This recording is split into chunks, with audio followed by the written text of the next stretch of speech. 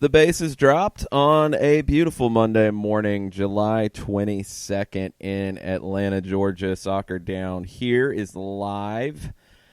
All the things on an overreaction Monday. Atlanta wins 2-0 over DC United in a very interesting match at the Benz yesterday. So I'm sure there will be quite a few reactions. Share yours with us on Twitter at Soccer Down here.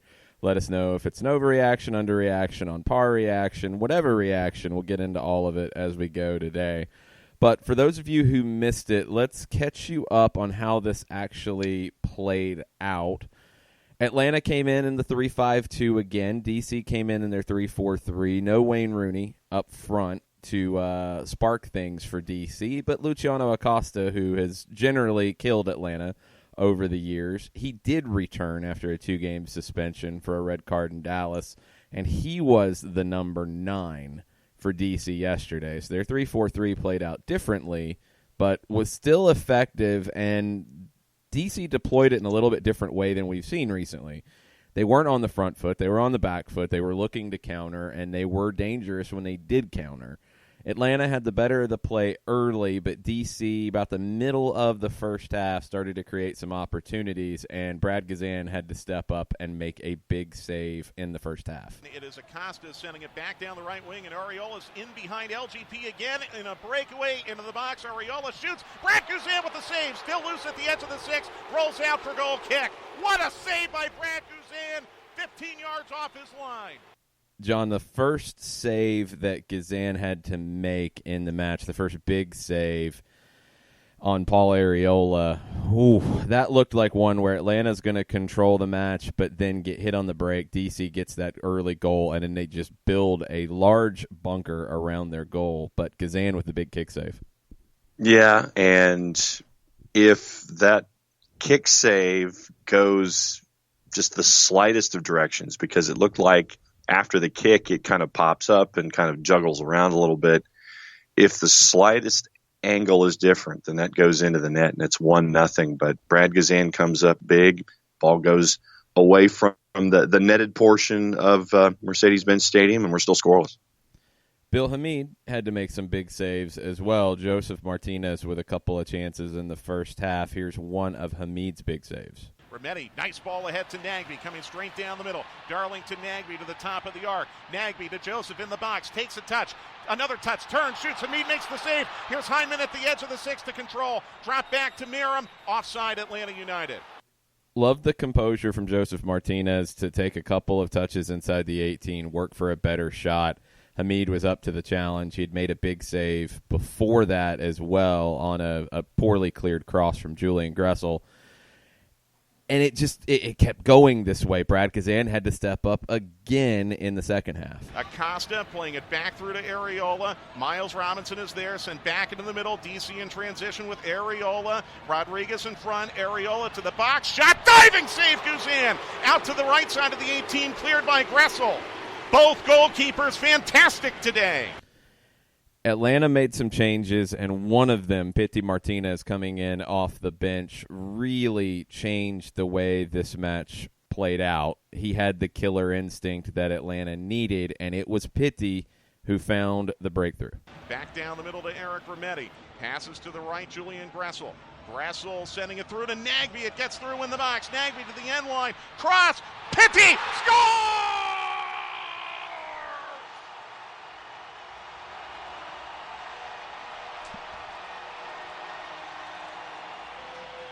They've left me speechless. What an effort by Darlington Nagbe, and Pity Martinez heads it home for what might be the game-winning goal in the 89th minute. What a moment. The building was as loud as I've heard it in a long time after that one, and it's a good ball from Gressel splitting defenders to Nagbe.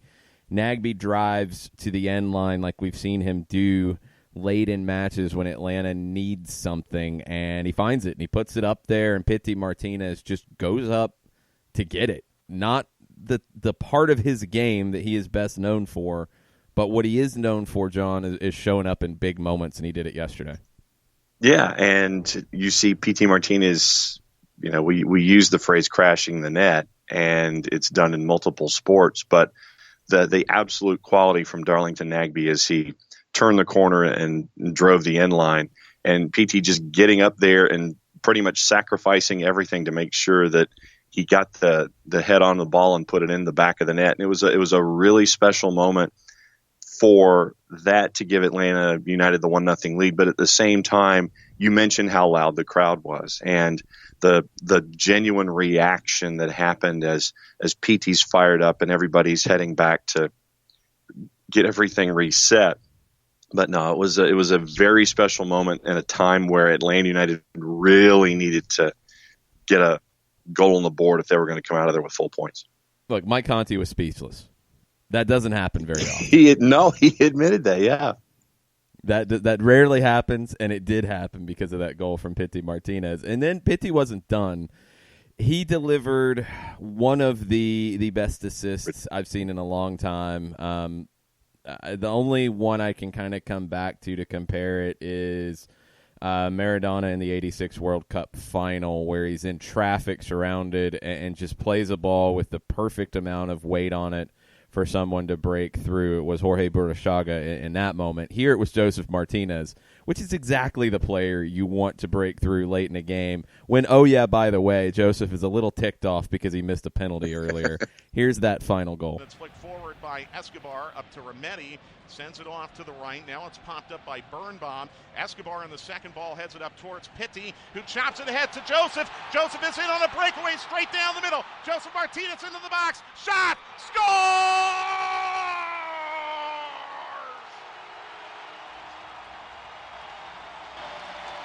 When it goes like this, there is nothing better. And Atlanta United gets the kill shot in stoppage time. What a freaking ball from Pity Martinez with the backspin he hit that with for it to just sit up perfectly for Joseph to run onto. And then what a finish from Joseph. I mean, you know, it was a rough day for him. He was battling with three center backs that, I mean, when one of them 6'5", 200+ pounds, and you're Joseph at 5'7", maybe-ish, that's going to be difficult. He put in a lot of hard work. He was frustrated during the day, frustrated with himself, missing the penalty. We'll get into the penalty and everything around that here in a second. But it's a great finish from him under pressure in that moment, getting Bill Hamid out of the goal, beating him, and making it 2-0 and putting the match away. Pity Martinez, to me, when you're looking at that particular pass in the lift, it was almost a Goldilocks and the Three Bears moment. This bed is too hard. This bed is too soft. This bed is just right. And for PT, and last week when Felipe Cardenas from The Athletic was on the show and we discussed the whole idea behind an artist, you get those kind of artistic moments where it's just the right amount and the ball is floating and it gets there right the exact way that it has to. And it was the word that popped into my head was gorgeous. And when you have that kind of a moment there, you really do get to see the kind of artist that PT is. And it was a gorgeous thing to see. I can't put any other word around it. The thing about artists is, at least from a soccer perspective, is that they have the absolute gall to play that ball, to play one like that, not do the expected, but to do something like that if you mishit it, you're going to look foolish. He hit it perfectly because he has that type of confidence and that type of ability to do it. And when Pity's playing in that manner, there's just not many who can deal with him. As Felipe Cardenas has said, he's described as un diferente, a difference. That's what he is. When he is playing in this way, he's such a game changer, and he was in this one, off the bench.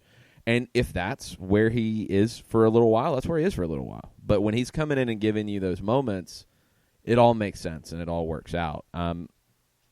Let's get into the penalty real quick. I don't want to spend a ton of time on it because I think it can be a distraction in a lot of ways.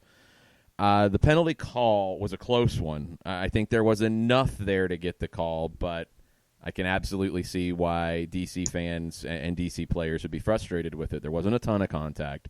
Joseph earns the penalty, and he goes back to the hop on the take. Bill Hamid's very good on penalties. He had saved 2 this season already. The hop drew Bill Hamid off his line. I mean, the pictures are there. It's abundantly clear. Yeah. Bill Hamid's way off his line. You have 2 DC players who have encroached into the area. Joseph missed the penalty. Hamid didn't make the save. When you get into the way this should play out, and we had a lot of conversations about this during the Women's World Cup, and goalkeepers coming off their line, penalties retaken, but if the kick is completely missed, should it be retaken, all that kind of stuff. It should, according to the rules, it's retaken. According to the rules, this could have been easily brought back because Bill Hamid is way off his line. A couple things that I think were discussed around it. One, MLS is still using the last laws of the game, so there's a couple elements to that. VAR does not get involved in these types of situations on goalkeepers coming off their line. Now, the Premier League has decided for this season, where they are using the new laws of the game and where they are implementing VAR for the first time, that they will not have VAR involved in those moments. They have made that decision straight away. The Women's World Cup did. We saw what happened. MLS will have to make that decision going into next season. But the flip side is MLS is using the old laws of the game, which means 2 feet should be on the line, not just 1. And Bill Hamid wasn't close to having 1 on the line, let alone 2. So this is why we had the conversation all summer about goalkeepers coming off their line and should it be called, should it not be called. These are the moments where it's frustrating because the rule is there. He's obviously off his line. The build-up to the penalty from Joseph, part of it was to get Bill Hamid moving. He moves off his line. That should result in a retake. It didn't. And there's really no argument that it shouldn't. But this is how penalties have been done for years and years and years. It's a gray area in the way it's enforced, not in the way the law is written. And it can drive you crazy because 1 time out of 20, that penalty would get retaken. And it 100% should every time according to the actual laws of the game, but it never does.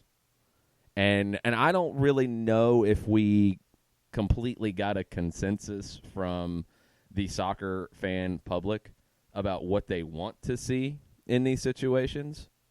If a lot of people felt like the way it was done in the Women's World Cup was harsh, this is the flip side where it's just not called when it is an infraction. And I don't know what people would rather have. I really don't.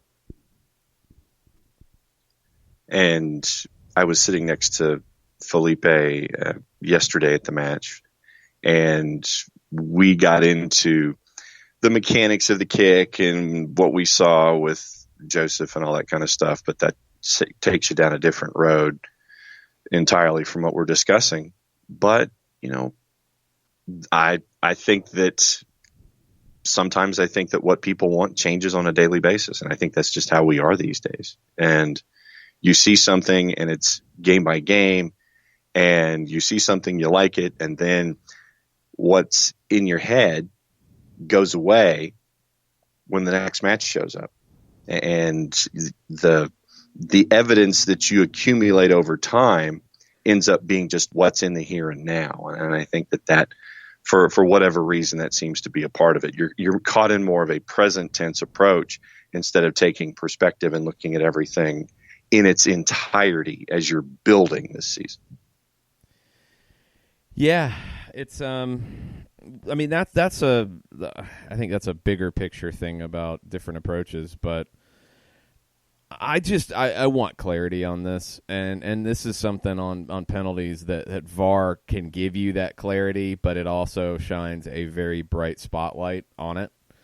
And people didn't seem to like the change, but the VAR involvement at the Women's World Cup. The change to 1 foot on the line instead of 2, but they didn't like VAR enforcing it. And if that's the case, I mean, this is what VAR does. VAR makes it obvious as to if a law of the game is broken or not, because it takes everything away and just shows you flat out, black, white, yes, no. Is it not? In these types of situations. And if you don't like the laws of the game in this moment, then I don't know how you better define it. I don't know if you create an imaginary halo around the goalkeeper and they can take a step or a stride or whatever, but they can't go further than that. It gets into weird judgment calls, and you just hope it's consistent. Yes. I mean, Hamid didn't make a save here, and that's the other element, but did it distract Joseph in taking the penalty? I honestly think it did in this case because of Joseph's approach. I think he was trying to get Hamid to move, and when Hamid came out to cut down the angle, that had an effect. I also think Joseph overthought his approach here, and I think because Bill Hamid has such a wide range, has such a wingspan, is able to cover so much of the goal, that Joseph was trying to do something a little more than usual to make him move and show his hand, and maybe just pick a side and go for it in this one. But that play, that situation for Joseph has worked so many times, and honestly, in this case, in some ways it did work. It did make the goalkeeper come off his line. It did create a situation where it could have been retaken. It wasn't. And that's just how it goes sometimes with penalties, and what's an infraction and what's not an infraction, and what's really an infraction and what's not an infraction, and what referees want to call as an infraction and what they don't want to call. It's something. Let's take a break here. We're going to get into your reactions, all of them, over, under, on par. We're going to get into those all day long, so please share them with us on Twitter at @SoccerDownHere. We'll be right back after this. Looking for future leaders we can trust and believe in? Look no further than the high school student athletes right here in Georgia. High school sports teach young people how to be effective leaders. It begins by making their grades and being on time for practice. It includes learning to listen, following directions, accepting responsibility, being a good role model. And it's about respect for officials, opponents, the rules, and each other. The result? It transcends sports. It gives us hope for the future. High school sports. There's so much more than just a game. This message presented by the Georgia High School Association and the Georgia Athletic Directors Association.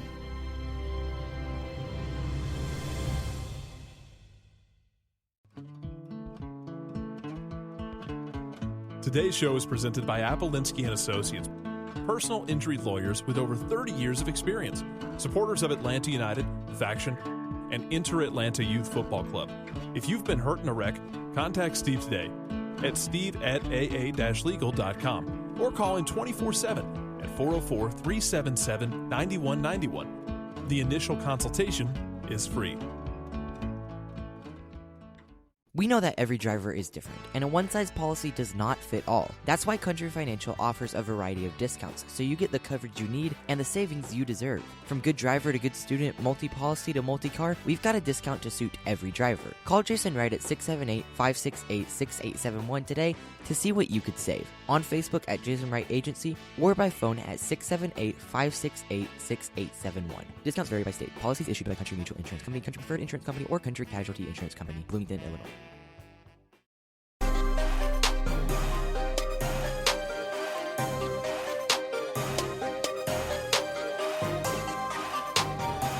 Welcome back. Soccer Down Here.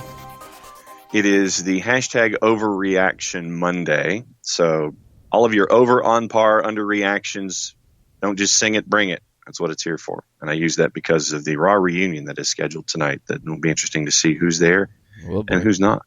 Yeah, Raw reunion, 3 hours. The Rock will not be there, apparently, from all indications. But no, in the break, I specifically asked Jason for some time before we get into overreactions. And I just, usually, Jason, when you ask me where I want to start when it comes to matches and things like that, I like to start at the end and go backwards. So what I wanted to do this time was discuss the unified match a little bit and the overall coolness of the supporters groups and everybody who hung around after the Atlanta United match was over on a full house of 45,000. And you had supporters groups in their section waving flags, singing, chanting. And I just thought that it was a very cool display from the 17s to hang around. And I know that the Atlanta United Unified team wished the result was a little different, but there were moments. And to see the excitement of someone like a Michael Mastrangelo, who got a brace for the Atlanta United side. DC United would end up winning 5-3. But for me, just to see the reaction of the 17s who hung around after the match, to be there and support the unified team, to see Brad Gazan in his athletically tailored suit, to see Julian Gressel there, to see Frank DeBoer come out and give the guys a talk at halftime. There were a lot of special moments for me yesterday. And that, to me, was just a tremendous way to put a bow on a day. How about Atlanta United, too, and Atlanta United young players as ball kids for it as well? Andrew Carlson was one of the ball kids. Will Vent was one of the ball kids. I didn't get a chance to see who all of them were. But, yeah, that was what it was all about. And it was very cool to see the club as a whole treat the unified team just as another team in the club.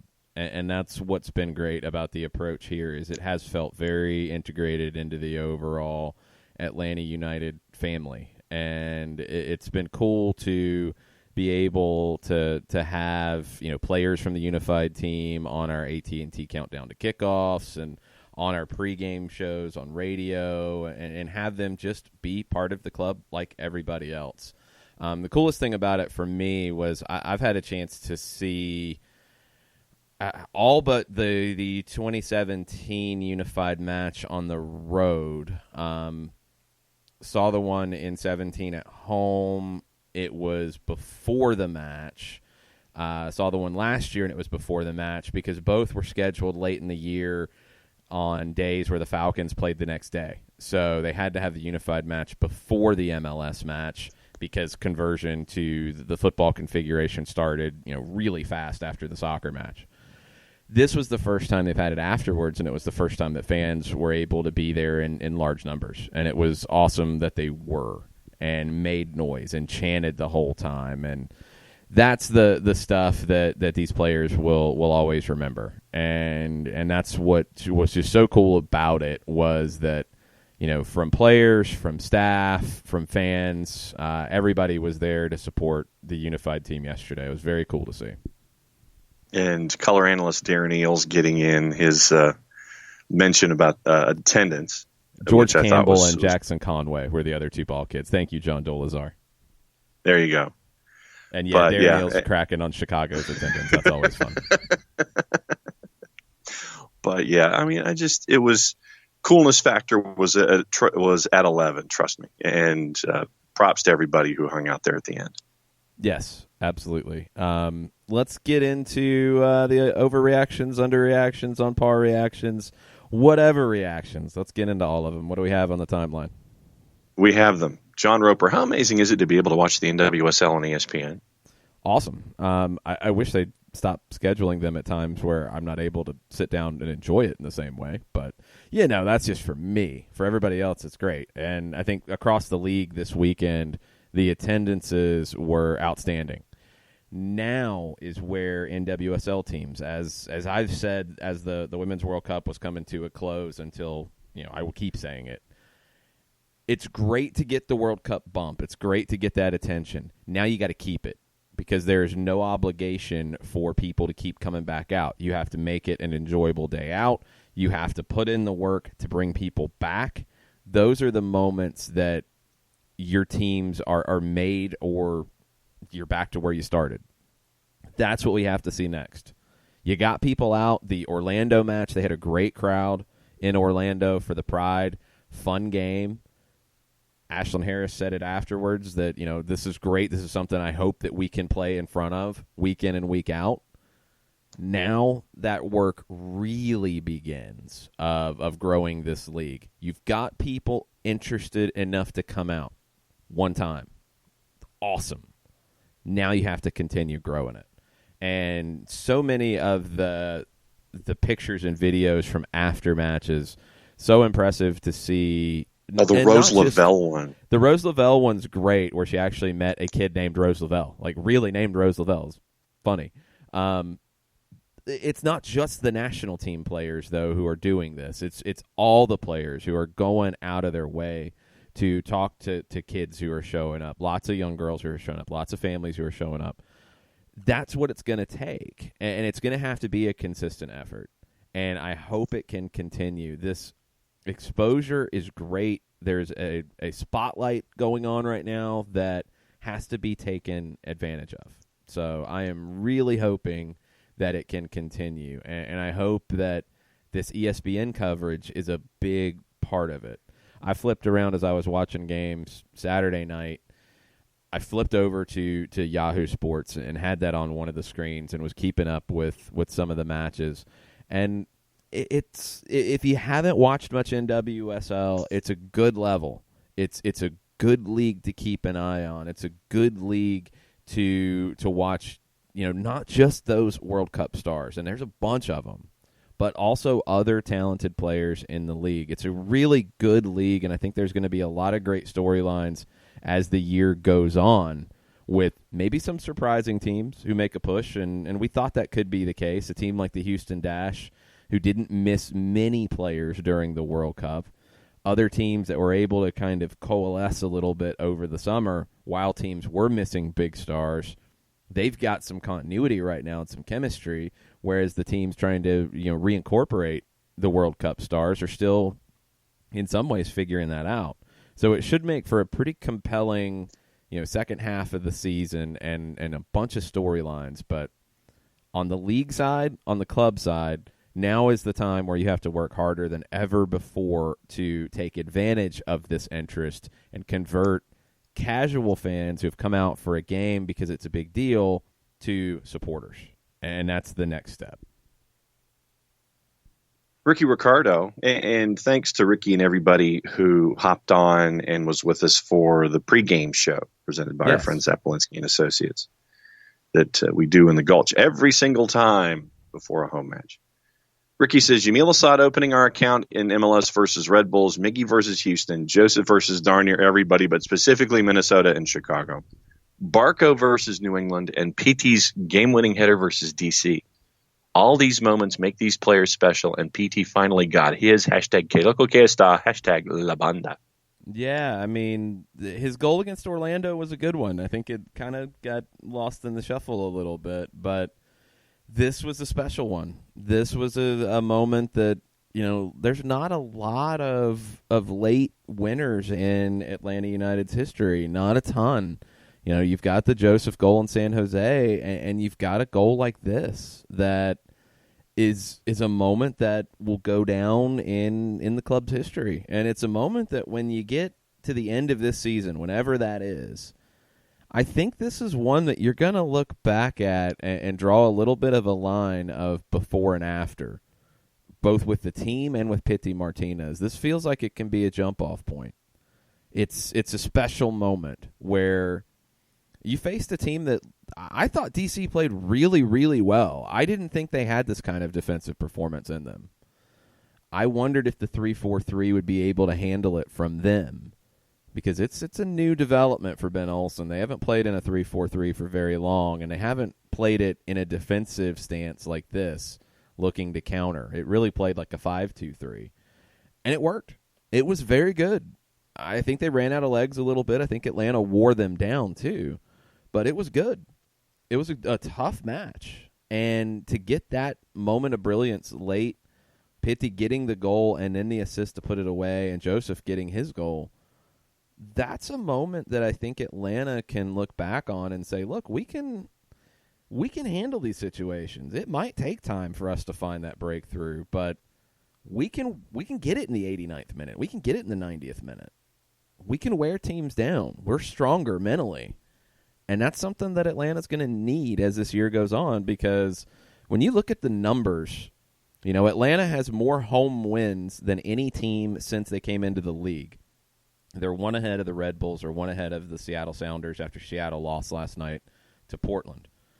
They have 16 more goals at home at Mercedes-Benz Stadium since it opened than any other team has at home. I mean, 16 more. It's not even close.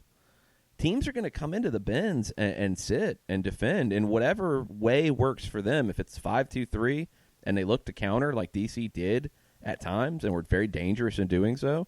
If it's a 5-4-1 like we've seen Montreal do from time to time, if it's a 4-5-1, whatever it is for them, teams are going to do that more often, and you're going to have these types of matches where Atlanta just has to have composure, has to have patience, and has to wear the opponent down and find the breakthrough. Nathan Pugh, good team win yesterday, guys. Guys coming off injury and team scoring goals hopefully bodes well for the playoff push. Get hot at the right time. Also, Blessing getting thrown around like a rag doll was one of my highlights of the weekend. #Overreaction Monday. Yeah, I think with Atlanta, you are looking to build towards the playoffs. I mean, you're still building, and you're still wanting to build. You've got Open Cup games where you've got to be at your absolute best to win that trophy. And you're building where you want to be, continually getting better as you get to the postseason. And the postseason, just the pressure of knockout postseason soccer is going to be crazy. It's going to be a whole nother level of intensity from what we've seen. Latif Blessing, man, the whole thing with Zlatan. First off, you got to give Zlatan Ibrahimovic a ton of credit for his performance. He was ridiculous. Yes. And he delivered on all of the trash talk. So you got to just tip your cap to him in that way. I don't like the trash talk. I don't like somebody who comes in and demeans the league that they're playing in. But when he performs, and you can't take that away. I do still take issue with a lot of the way that he handles his performances. Did Latif Blessing make the most of the situation? Yeah, he did. And then to tweet about it afterwards, it's kind of a weak look from Latif Blessing. But Zlatan scoring goals and running over and jawing in front of the other team's manager, insulting the other team's manager after the match, calling him words that are sometimes bleeped out. That's just low-rent nonsense, and Zlatan should be better than that, but I'm starting to wonder with this type of stuff. And the elbow. The elbow, he's gotten away with elbows before, but he broke Mohamed El Munir's face. Like, there's broken bones. Yeah. There's going to have to be surgery. It was a moment that we talked about while we were watching the game on our direct message channel was, that wasn't looked at. I'm shocked that VAR didn't get involved in that. I was shocked at the time. It's a pretty blatant elbow to me. Like, yes, Mohamed El Munir is not going to get up and win that header over Zlatan. He's not 6'5", but Zlatan throws the elbow. He looked didn't twice. Just go up and put it. Yes, he measured it and popped him. Like and this isn't the first time. These are the moments that the play on the field is incredible from Zlatan Ibrahimovic, but shoving guys after scoring goals, celebrating in front of the other team's manager, and then, calling the other team's manager names after the match. Classy. Yeah, calling the other team's staff names after the match, which was caught on camera and caught on video.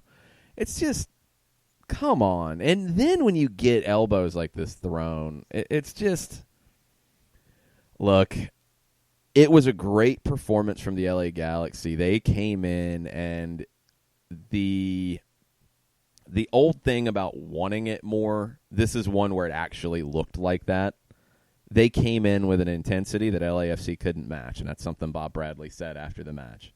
That's a big question if you're LAFC. If you don't have the intensity to match the LA Galaxy in your big rivalry match, when are you going to find that intensity to win a trophy? Mm-hmm. Because these types of games, LAFC has not come out on the good side of them really ever in their history. Every time push has come to shove, they have crumbled a bit. There's questions about how strong they are. We're going to find out about that Friday night with Atlanta United going out there. But last year, LAFC crumbled against Atlanta United at the Benz, where a lot of people crumbled. That's not a unique development. But LAFC, you have to question. The Galaxy, Are they good enough to do this on a regular basis? They haven't been. Is this a lift for them? Is this the kind of game that changes their trajectory? Like Atlanta's win yesterday could feel that way in some ways when we look back on it at the end of the year. If the Galaxy go on from here, this could be that turning point. This could be that moment where they realize, like, this is how we have to play. This is the intensity we have to have. Can they do that on a regular basis? And that's going to be the question going forward. But keep an eye on Zlatan. I mean, Taylor Twellman tweeted it out that the disciplinary committee is taking a look at this elbow.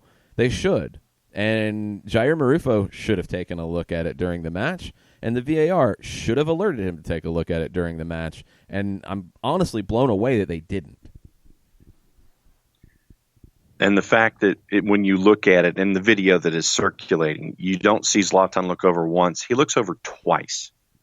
Yep. He looks to measure again, and then it goes in. So, I want to see what the league says when it comes to this particular incident. Elliot Beaven has a question. What was the note that Nagby got? It was set piece marking. Yeah, that was something. Doug had that on Twitter after the match. I believe it was when Pitti subbed in, and Frank said afterwards that he was telling Pitti to tell Nagby who to mark on set pieces, but he thought that Pitti was so locked in and focused that he'd forget. So he wrote it on a note and got it to Nagby. So it was all about the set piece marking going forward. And you and Mike are of the impression that Frank is a Big Red guy? Yeah, I think it was a Big Red wrapper. I don't think it was a Juicy Fruit wrapper.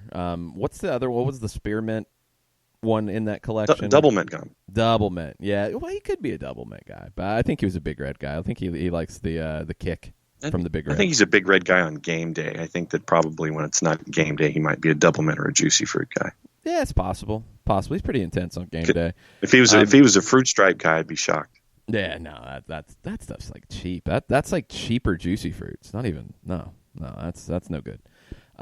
It was very important though. I mean, it's a funny moment, and there's going to be lots of memes about it for sure. Because I mean, you're getting a player getting a note on the field, and you can just have fun with whatever you want to have fun with. But it was very important because you're bringing on Pity Martinez in place of Brandon Vasquez. Brandon Vasquez going to be very involved in marking on set pieces because of his size, especially when you have a 6'5", 200+ pound monster in Donovan Pines on the other side that you have to account for on set pieces. Pity Martinez not accounting for Donovan Pines. Brandon Vasquez was many times, so you've got to change that marking around. So you get the note to Nagby, you let him take care of it, and then you go from there. Before we move on, I want to talk about Pines real quick. This is a young kid who signed a homegrown deal, played at Maryland, won the college championship last year. Looked like early on he was going to play at Loudoun United for the most part this season. His progression is very quick, and I looked at him coming into this match if they played in the 3-4-3, and he played as the weak link. And he probably was in the sense that he's the guy you wanted on the ball out of their three center backs the most. He's the one that, you thought you could take advantage of. Man, he handled the pressure really well. And I thought he got better as the day went on. He's a player to really keep an eye on because he's got that size. He's dangerous on set pieces, obviously. He's going to win everything in the air, but he can play. He's a guy, long-term, U.S. men's national team to keep an eye on. Keep him on the list. Because that's a special blend of soccer ability and physicality that you just don't find very often. I mean, he could be that Oguchi Onyewu type that is just an intimidator. And if he can keep getting better with the ball at his feet, can keep getting these types of experiences, he's a player to keep in mind going down the road. So would you put him in your fantasy team at 5.0 over a Kamar Lawrence at 5.5? No, because Kamar Lawrence gets forward more. I mean, Pines, you're looking for something off a set piece. And, I mean, he's played, I think, 7 matches now as a starter, and he's got 1 assist off a set piece. He's the one they usually target to play it back across. Sometimes he will go straight to goal, but that's the only times he's going to get forward. Kamar Lawrence is going to be getting forward all the time. Okay. Just thought I would ask as we get ready for You mentioned players, and so I'm going to plug them into fantasy. So that's why I was asking. Daniel Price. So let me just start off the hashtag Overreaction Monday by saying in all caps, second in the East, baby woo, with 3 O's and an exclamation point. Yes. I was honestly surprised with how DC came in and played against us. Then the Martinez brothers came in and thumped them. That was the win for the club record book. Yeah, I mean, DC, I was a little surprised at how defensive they were. I thought they might look for some different ways to play. I thought they might try to exploit Atlanta out wide more. And that was maybe my biggest surprise was I came in after studying DC in this 3-4-3. I came in looking at their strengths out wide, and especially Leonardo Jara and Joseph Mora, the wing backs. And I thought if Atlanta goes Gressel and either Pereira or Merrim on the other side, that could be an advantage. And I'm a little surprised DC didn't try to force that issue more, because in the first half, I thought Jara was about 50-50 with Merrim. Merrim did some things defensively that were really good. He got stuck in when he had to. He won the ball when he had to defensively. He did that job, and then he was good going forward. Better in the second half than the first because DC got forced back. But Merrim did the defensive side of it, and that, for me, has been the question all along when you talk 3-5-2. Without Bello, without Escobar out wide, you're trading off defensive strength out wide, because Gressel's not as strong of a defender as Escobar. Merrim's not a true defender, period. And that's what you're going to have to deal with in these moments. Atlanta dealt with them really well. I still thought DC would force that issue because it felt 50-50 in those moments in the first half. I thought DC would go for it more in the second, but I think they got worn down. And I think just the onslaught of Atlanta possession and forcing DC back. Jara had to come out of the match, get substituted. That changed everything a bit because that moved Areola to the wing-back role, took his ability to get forward out, and that pushed them back even further. That was one where Ben Olsen really didn't have another option to stay in the 3-4-3. I mean, you'd had to bring on Akeem Ward, who is another rookie, who's been a right back in a traditional four-man back line, hasn't played very much this season. You would have had to play him as a wing back for Jara, which is okay, but maybe a little too risky for that moment. So Olsen opted not to, dropped Areola. It didn't really work, and I think that's the move that Olsen got wrong. But I thought they'd try to get wide more often. That surprised me. Otherwise, playing on the counter, it's something that I didn't know how effective DC would be at it. It makes some sense with their speed up top.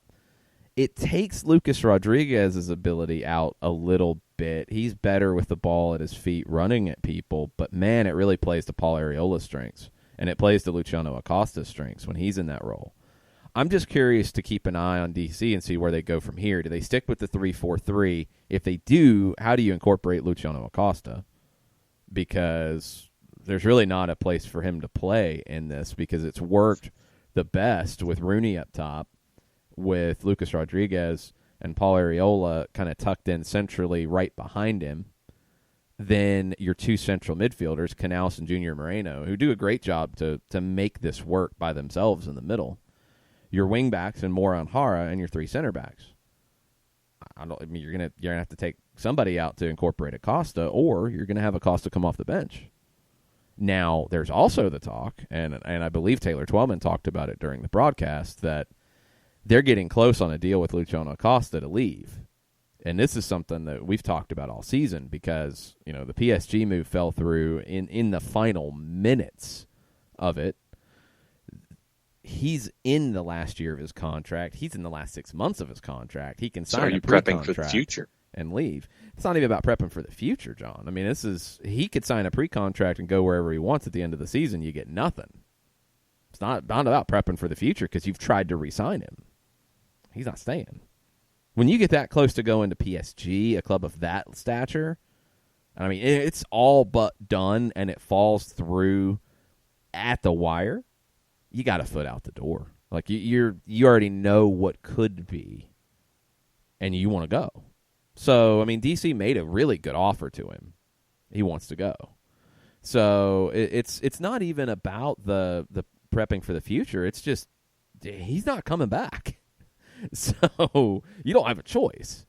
And if you're not going to sign him to a new deal, and you've also moved into this 3-4-3 that really fits the group that you have and the group that you have that will be going forward, that part's prepping for the future in some ways. But you want to get this deal with Acosta done quickly. And you're not going to be able to get very much because whoever is after him could just tell you, look, we'll sign him to a pre-contract and we'll wait 6 months and then he'll come join us. So, yeah, we're not giving you very much. That's where you're at. That's the problem that you have. Get what you can, make everybody happy, move on, and then you have some time to go get something. And if you're DC, what do you go get? Because this is the question for Ben Olsen and this technical staff. How are you going to approach the rest of the season? Are you going to play 4-2-3-1? Okay, you need to go get a playmaker. Or you need to bring Lucas Rodriguez centrally, go get Yamil Assad, who you already have the rights to, whatever it is, if you're going to play 4-2-3-1. If you're going to play 3-4-3, which I think they've looked really good in, you're talking about different needs. You don't really need to replace anyone in the starting lineup. So then it's, okay, what do you need off the bench? What do you need as a game changer? Do you maybe go get a young player that might need a year to settle? I'm really intrigued to see what DC does with the Acosta transfer and long-term what they do tactically. Because I think they showed yesterday that they're a team that will be around in the postseason in a big way. They're a contender in the East. I think they're probably a step behind Atlanta, NYC, maybe Red Bulls, maybe Philly. They might be 5 out of that 5. But they're going to be there, and they can beat any of that 5. That's what's intriguing about it. So keep an eye on the tactical developments in D.C. because they've not been in this 3-4-3 very long. But I think there's a lot of promise in it, and I just want to see if Olsen sticks with it. Daniel is now on an on-par reaction. Looking to the game at LAFC, he's actually nervous, saying that our run of form and their lack of form gives him some hope and optimism. We're getting healthy, and honestly, I could see us coming out of there with 3 points. El Trafico did not do them any favors. Yeah, absolutely. I mean, Atlanta's going to go in as the underdog here, and they should be, because LAFC has been that team this year. They've been really good. But you do have questions about them mentally coming out of this. You have to. And you just have to have questions about them in big moments, period, because they haven't shown a whole lot in those moments over the years, over the year and a half. So how's it going to look? I don't know. It's not a game that I don't think nervous is the word for it. Excited? Yeah, absolutely, because it's a big game between two big teams, and it's another one of those ramp-up games where you're getting into this stage of the year where games do feel like they have a little more meaning because you're looking at a potential MLS Cup preview. You're looking at two of the best teams in the league, and you're comparing teams. So there's a little more on the line here, but nervous? I mean, if LAFC wins this match, they should win this match. They're at home. They've been that team this season. They've been that good at home. They should win this match. I want to see Atlanta's approach, and I want to see how Frank de Boer adjusts going into this situation where you are the underdog and you're playing up against a team that loves the ball as much as you do. So somebody's going to have to play on the back foot here. Who is it going to be? And is it going to be by design, by choice? Or is it going to be just the way it plays out and you have to adjust to it? Can't wait to see. The tactical battle between de Boer and Bradley should be a lot of fun Friday night. Swixter has had a night to sleep and contemplate his thoughts for this Overreaction Monday, using the hashtag. And after a long, deep deliberation with myself, I've come to the following conclusion about yesterday's game. in all caps, P.T. Martinez has delivered us from the Bill Hamid curse. There's more. Go ahead and read the rest of it. There's more. Seriously, this is a big deal. At Bill Hamid 28 is an amazing keeper. So good that Atlanta United had not defeated or even tied DC with him in goal in 2.5 years worth of games. For nearly 3 years, he's kept a perfect record, all caps, against one of the best teams in the league. Until yesterday, Bill was 5-0-0 against Atlanta United with only 3 goals conceded in those 5 matches. And then Sean W. at Biscuitstat 30 comes in and asks, does Bill still think he's better than Gazan? Swixter. I'm sure he does. Yeah. Swixter then says, I can't say I'd argue against him. Goose is a good keeper as well, but I don't know which I'd say is better. Head-to-head, though, Bills won 3 against Atlanta to yesterday's 1 for Goose. Bill won the 3 in 2017, and the performance at Bobby Dodd was the best of those because it was on the road, and, man, he was ridiculous. The games at RFK, he didn't make as many big saves, but, yeah. Then he did not play in the 2 games at the Benz. So that's one thing to keep in mind when we talk Bill Hamid curse, Swixter, is that this was Hamid's first game at the Benz. The 2 saves he made on Joseph in the first half were classic Bill Hamid. I mean, the guy is a cat in goal. He's so quick, and he covers so much ground. He's good. He is inconsistent at times. And I think that's where, when you get into the conversation about who's better, Gazan or Hamid, who should be where and all this type of stuff, they're different keepers completely. Bill Hamid's a better shot stopper than Brad Gazan, although Brad Gazan can make some big stops when he needs to. Brad Gazan is steadier than Bill Hamid, and I think Brad Gazan is better with distribution than Bill Hamid. So there's trade-offs. Can Bill Hamid be a goalkeeper in a team like Atlanta, where you're not seeing the ball very often, you're not seeing many, chances that you have to play, and you have to keep your head and you have to stay focused? Is he a guy like that, or is he a guy that kind of feeds off of being very involved? I've really loved watching Bill Hamid's development, and I think he's had the promise to be one of the best goalkeepers in the United States. I don't think he's made that next step. I think Zach Steffen's better. I do think Brad Gazan's better. I do think there are other goalkeepers who are just steadier. I think Hamid still makes the big mistake from time to time. But when he's on, he's a goalkeeper that can 100% win you matches because of the saves he makes. There's not a lot of goalkeepers who have that ability to just pull games out of the fire, and he's got it. He 100% has it. But he hasn't made that next jump yet either. And that's the question when it comes to him. So, yeah, I mean, I guess, okay, you broke the Bill Hamid curse, but this was Hamid's first game at the Benz, and it proved to be a little different for him. Michael Valverde maintains PT's substitution made all the difference yesterday. It's hard to argue otherwise.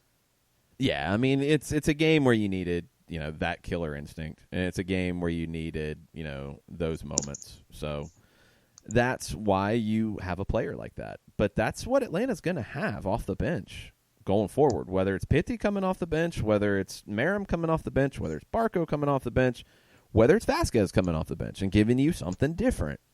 You're going to have difference makers off the bench. Not many teams do. When you looked at DC yesterday, they had Quincy Amarikwa as a forward off the bench. Wayne Rooney was not available. They didn't really have anything else to change the game in a big way. So, I mean, you're kind of limited. You brought in Ulysses Segura, who's a utility player, can play anywhere in the midfield. Good player. Not a game changer. You bring on Pitti Martinez, you're changing things. You're like, immediately, if the opponent has to be worried and has to change what they're doing. That's what Atlanta has going forward. If it's Pitti starting or coming off the bench, you're going to have players, Tito Villalba. Whoever it is coming off the bench, you're going to have options to change things.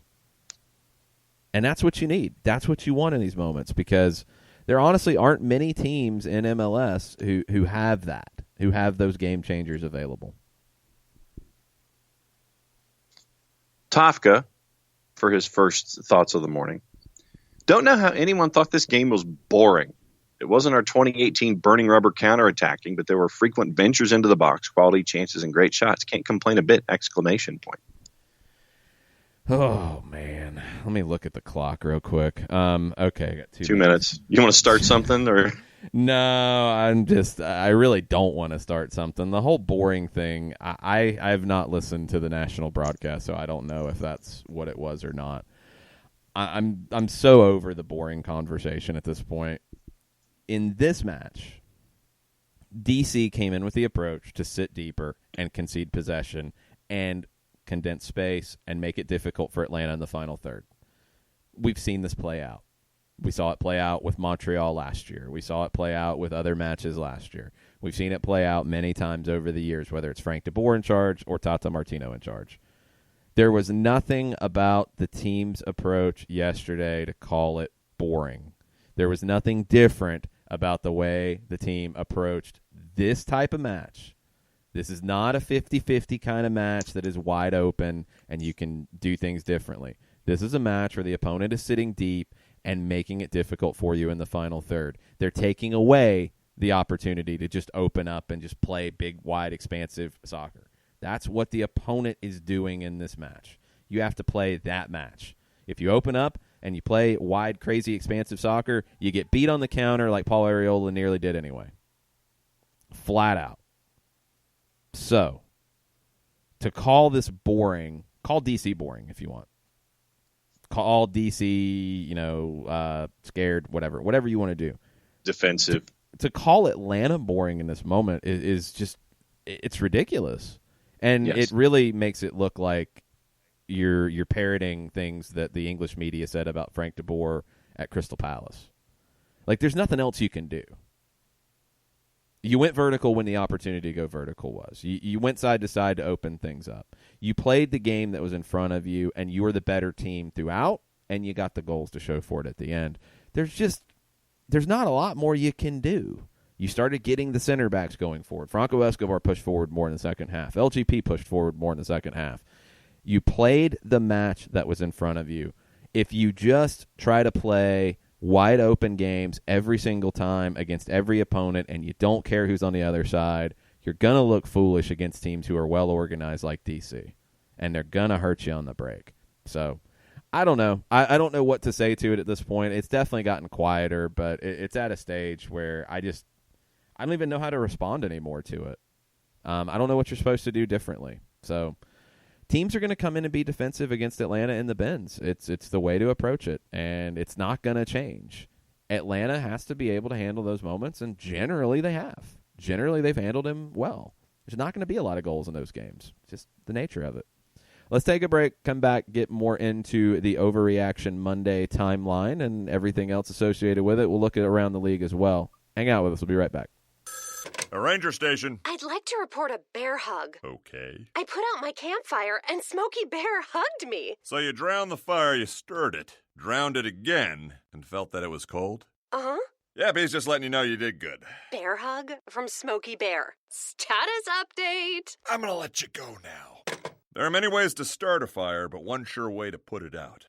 Learn how you can do your part at SmokeyBear.com. Sponsored by the U.S. Forest Service, Ad Council, and your state forester. As a business owner, you know that every year brings new challenges and opportunities. The success of your business demands expertise and focus. And Country Financial can help you keep that focus by helping ensure you have the right insurance protection in place to meet your goals. Jason Wright can help you create a customized insurance plan that has coverages designed just for your business. Give Jason a call at 678-568-6871 or reach him on Facebook at Jason Wright Agency. Coverages vary by state. Policies issued by Country Mutual Insurance Company, Bloomington, Illinois. This is what matters. This is beyond X's and O's. This is the difference mutual respect makes. This is what character looks like. This is what defines us in Georgia. This is sportsmanship. School sports. It's not the outcome that matters most, but the way the games are played. This message presented by the Georgia High School Association and the Georgia Athletic Directors Association.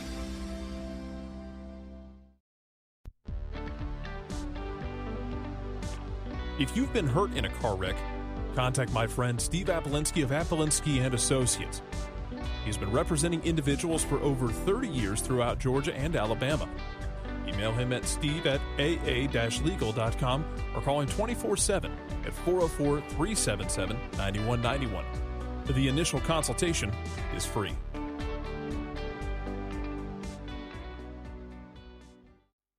You're listening to Soccer Down Here daily on SDH Networks, a division of OSG Sports. Find us at Soccer Down Here on Facebook and Twitter. The time is now the top of the hour. Peep, y'all.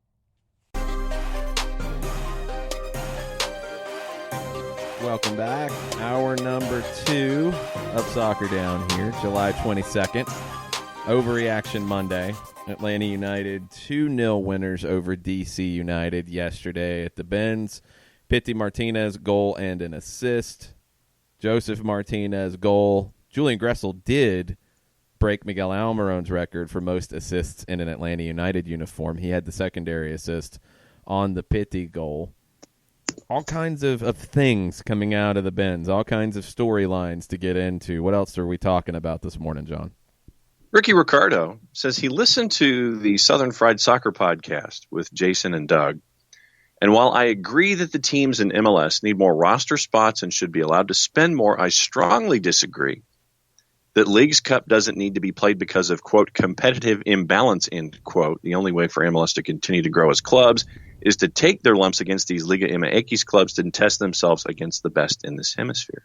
Yeah, that's where I'm at with it. I mean, it's a more exaggerated reaction than, I mean, I've heard some people say that, well, MLS, if they can't win CONCACAF Champions League, they shouldn't be in it.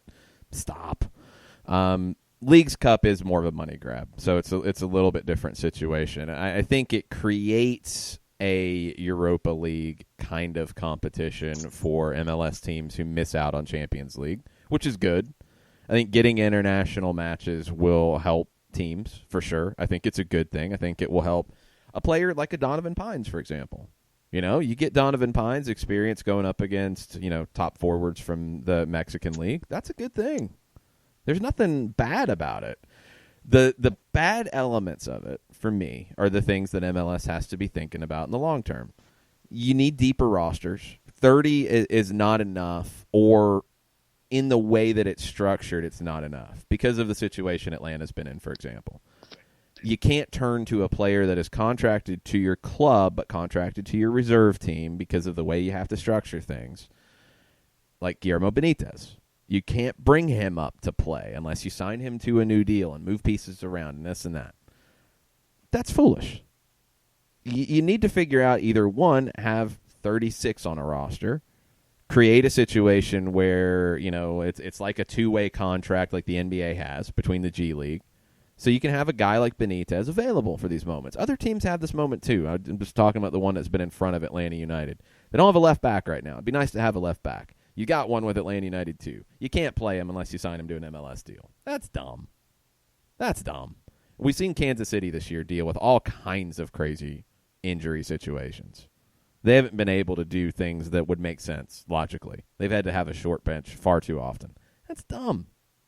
Those are things that MLS needs to worry about anyway. But if you're going to involve more teams at this level of play and you want to be more competitive, you've got to expand the roster size. You've got to expand the amount of money you can spend. You've got to do those things for sure. And you've got to play these matches. And this one, yes, it's a manufactured thing. That's okay. CONCACAF doesn't want to create a larger CONCACAF Champions League or a secondary CONCACAF competition outside of the CONCACAF League, which is for Central American, Caribbean teams. Because they're at a big disadvantage against your MLS and Mexican teams. And you look at MLS teams struggling with Mexico, man, go look at some of the matches with a team from Belize or a team from Nicaragua struggling in these moments. It's hard to do more with the CONCACAF Champions League right now. So the secondary MLS and Liga MX teams are left out of international competition. This is filling a need. I'm good with that. I do think they're going to have to make a decision about Campeones Cup and where it falls in the calendar, and is it bigger or is the Leagues Cup bigger or whatever. I think you've got some things to figure out with a calendar. You want to reduce match compression in general. So you've got some things to figure out between the Major League Soccer schedule, the Open Cup schedule, Campeones Cup, and the Leagues Cup, and CONCACAF Champions League. You want to find a better balance. This year, maybe it's just weird because of the change in the MLS calendar. Maybe that's all it is. I don't know. But these are issues that MLS needs to deal with, and they need to play an international competition. That's why when the pushback about Copa Libertadores or Copa Sudamericana was, wow, MLS teams will get killed. Well, then just stay in your bubble and don't ever play anybody because you're afraid of losing, and that's just how it goes. That doesn't get you better at all. That's dumb. You got to go play.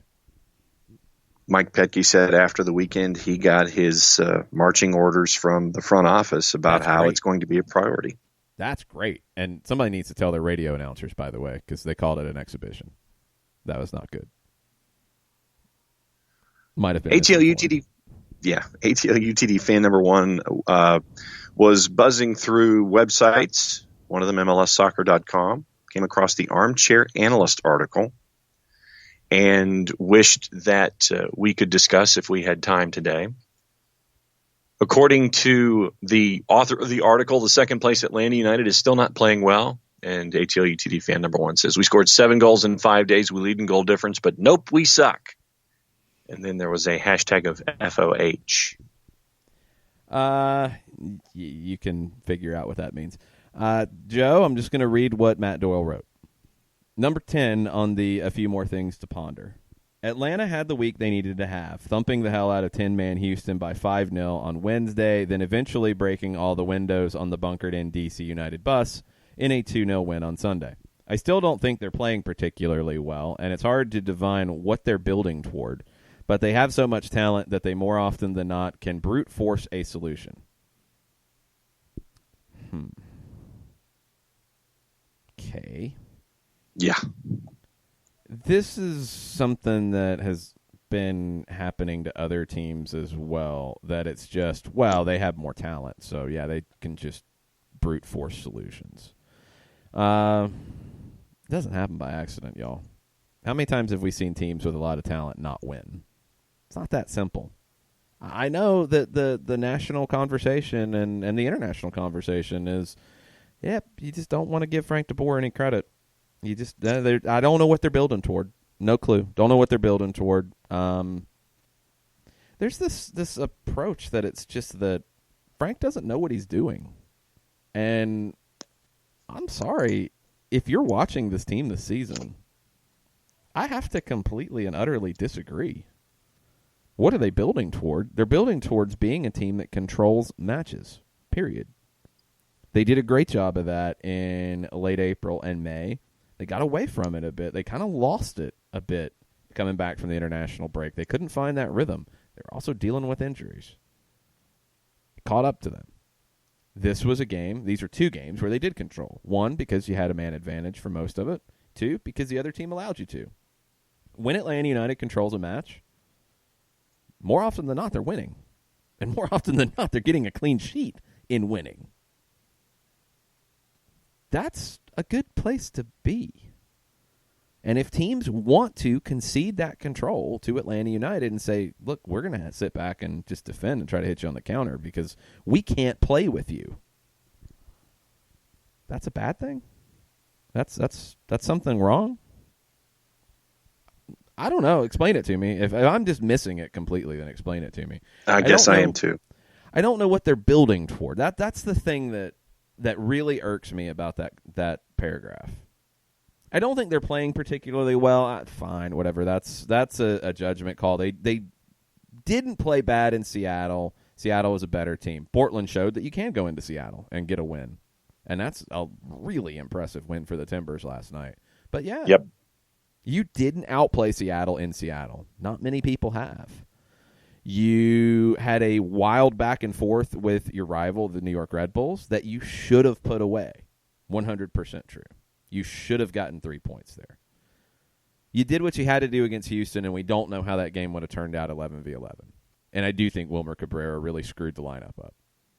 But DC came in with the same lineup they played on Thursday, with one exception, Acosta for Rooney. Remember, both were on the best 11 last year. It's not like Acosta's a scrub. It was different, but they also came in and, I mean, I wouldn't have gone so far as to say bunkered in bus. They sat back and played on the counter. That's different than a bunker to me, but anyway, that's semantics. Don't think they're playing particularly well? Fine. It's hard to divine what they're building toward. That's the part that really bothers me, because that's basically saying that your manager doesn't know what he's doing. And he's just throwing things out there. It's not the case. Let's go back through the season real briefly. Day one of training camp, Franco Escobar injured.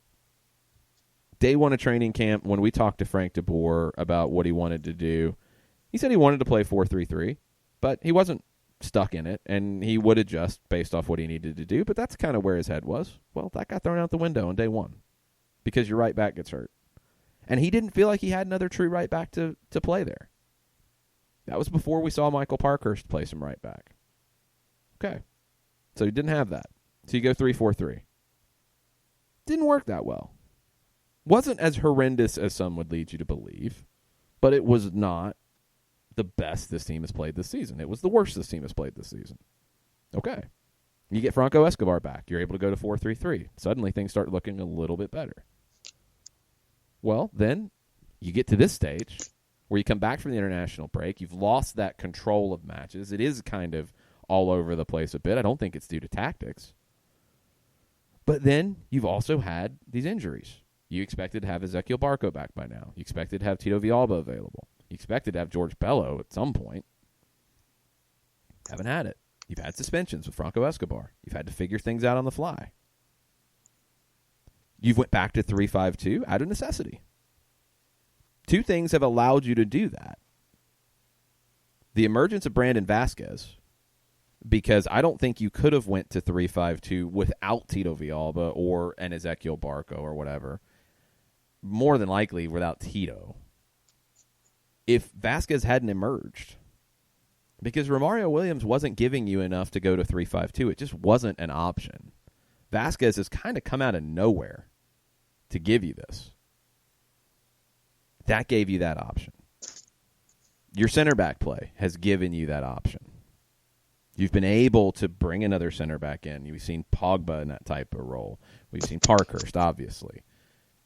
Yesterday it was Escobar. You've been able to adjust because of your situations, because you have something you're building toward. Whether it's in a 3-4-3, a 4-3-3, a 3-5-2, you want to control matches. You don't want to play on the back foot like DC did yesterday. You want to control the play. More often than not, that's going to mean controlling the possession. Not always, but more often than not. You want to be in control. You want to limit the chances for the opposition. It's pretty basic stuff that you're building toward there. And you want the ball in moments where your top players can take advantage of it. We've seen Ezequiel Barco do that this season. We saw Pity Martinez do it yesterday. We've seen Joseph deliver goals in 7 straight. What you're building toward, I mean, I don't know what he's looking for here, and I think that's kind of foolish to say. You're building towards control. You're building towards control of your destiny. You don't want to be a team that has to play completely based off the opposition. That doesn't mean you're blind to it. That doesn't mean you don't make adjustments based off what the opponent can do or weaknesses that the opponent has. That's smart management.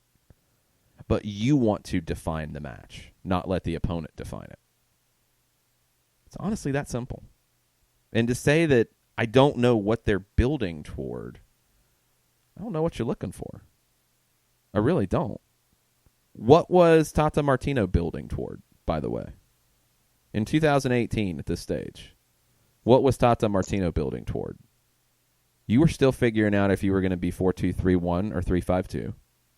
You were going back and forth between the two. You were figuring out, well, we can't press in the 3-5-2, and that's another fallacy that I've seen making the rounds lately. Tata was very clear in saying it. When they went 3-5-2 last year, early on, then got away from it, then came back to it, they were not able to press as effectively in a 3-5-2. He said it. He's like, look, we can't do it. It doesn't set you up to do that. So, no, they weren't pressing out of a 3-5-2. Last year, they were a team that had the type of possession numbers that Atlanta's had this year. Pretty similar. That's why you brought in Darlington Nagbe last year. You wanted to control games more. And then what did Tata Martino do at the very end when you got thumped by Toronto, you had lost to the Red Bulls about a month prior, and you're going into the postseason?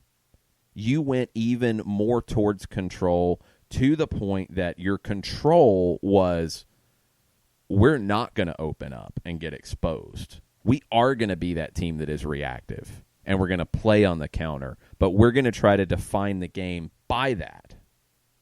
This team this year can't play that way. They don't have Miguel Almiron. They don't have that breakneck speed right now. They have to control possession to create their chances. They have to control the games in the manner that they are to create their opportunities. This stuff about, like, last year they pressed all the time. No, they didn't. Last year they were attacking. This year they're not. No. The boring stuff, I mean, I'm done with it at this point. But they're not building towards anything. They've been building towards it from day one. You want to control matches, limit chances, and put your skilled players in positions to succeed. It is honestly that simple. You can do that out of a 3-4-3. They weren't as effective doing that. You can do that out of a 4-3-3. They were more effective doing that. You can do that out of a 3-5-2. They've been effective doing that in the last two games. Are they going to be able to continue to do that? We'll see. It's not about the shape. It's not about building towards something more. It's about doing that, controlling matches. So when you say something like this and you say it's hard to define what they're building toward, I don't know what you're looking for. That's the problem. And to basically be like, yeah, well, they won 2 matches and they didn't concede a goal, and yeah, they're still not that good. Whatever. I don't even get it at this point anymore, because I look at it this way. What did we hear last year all season long about Toronto? Well, they're going to get it right. Well, they're going to come good. Well, they're just too good. They have so much talent. They're going to brute force a solution. I don't think they used those words, but that's essentially what they said. Was that, well, Toronto's going to make the playoffs, obviously. Well, yeah, no, Toronto shouldn't make any. Toronto can't sell Sebastian Giovinco in the summer, even though he doesn't want to be there anymore, because they're going to make the playoffs and they're going to go on a run. Toronto's going to make a run. You know they're going to make a run. They're going to make a run. It's Toronto. They're going to make a run. What are you hearing this year about Toronto? Well, they're going to make the playoffs. Well, they're going to make a run. Yeah, they've got so much talent. They're going to make a run, of course. Yeah, I mean, they've been in the top power rankings for a while here lately when they had no business being in there. They're going to make a run. Yeah, they're too good. What has the conversation been about Atlanta? Well, they're not that good. They're not playing that well. They're not building towards anything. They just have a lot of talent. But, yeah, they're not building towards anything. They're not that good. Maybe they'll be a contender at the end. Maybe if they figure it out, they'll be there at the end. Why is it so different? Because I don't understand it anymore, to be honest. Toronto has shown you who they are over the last year and a half. They've had a ton of injuries to help them along the way. But Greg Vanney's at risk of losing his job. Period. Bill Manning said so. Their president. They don't make the playoffs this year. I think it's adios.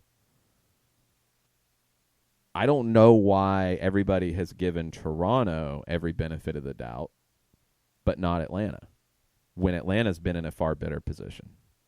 It's very strange, but it is what it is. I don't understand it. I don't know why that's the case. I don't know why people doubted Tata Martino all through last season until he won a title, and now he is the coaching deity.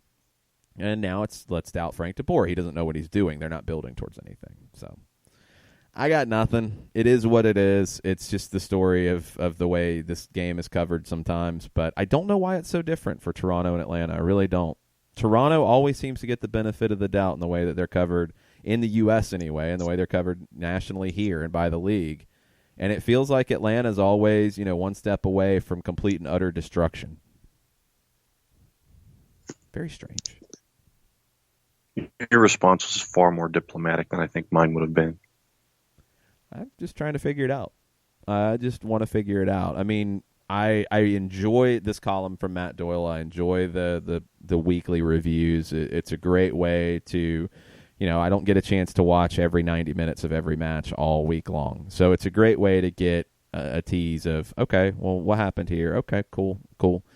But they're the takes on Atlanta, and look, I see more of Atlanta than he does. I mean, I get that, and he's looking at it from a distance, but it's felt like historically there's always been Atlanta doesn't really know what they're doing. They're not that good, except they have a lot of talent, so maybe they'll figure it out, or maybe the talent will rise to the occasion. And everybody else, man, it's just every benefit of the doubt imaginable. I mean, I've seen people, like, up until very recently saying Toronto's an MLS Cup contender this year. Have they really shown that? Have they really shown that?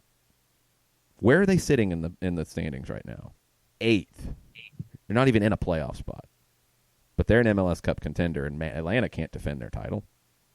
I don't get it. And I do think sometimes that colors, that national conversation then gets into the local conversation, and it's just kind of weird. I don't know. We'll see what happens. I feel pretty good about where this team is right now, but man, they've got some big tests coming up with a trip to L.A. to face the best team in the league this season. Then the Galaxy come to town. We will see where they are at that point. We'll see if Zlatan is there. He should be, unless he gets suspended, which he is one yellow card away from being suspended on yellow card accumulation, and then there's this elbow that might get looked at.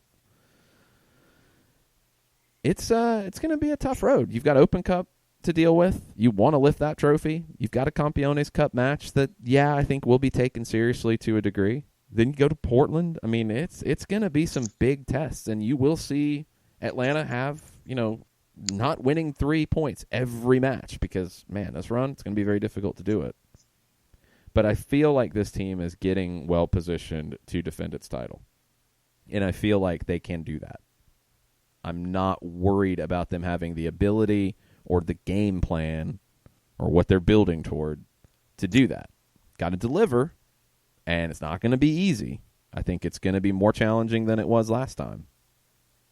But they can do this. And I think they've shown you enough of that. All the questions about, they're not that good and they're not building towards anything and all that, I got nothing for that. I don't even understand where it's coming from anymore. Michael Ruiz doesn't have an overreaction from yesterday with this particular thought. At what point does a big club from Europe come in with an offer for Joseph, something in the $15 to $25 million range? Surely someone is noticing that he's scoring 20-plus goals in 3 seasons. He will score 20 this year. Oh, yeah. He'll definitely score 20 this year. I don't know. I'm surprised. I don't know if 15 to 20 would be enough. I honestly don't think it would be. I think the fact that he signed a long-term deal here does maybe make some European clubs pause a little bit. I wonder if they don't really get his personality either, and maybe there's some questions about that. And I think there is a bit of he couldn't cut it here before. I think all that's nonsense. I think Joseph Martinez could walk into the Premier League and be an effective player. I think he could walk into any league and be an effective player. Is he going to walk into Barcelona's first team right now? No, he's not. But could he walk into a lot of other clubs in La Liga and be an effective player? Yeah, I think he could.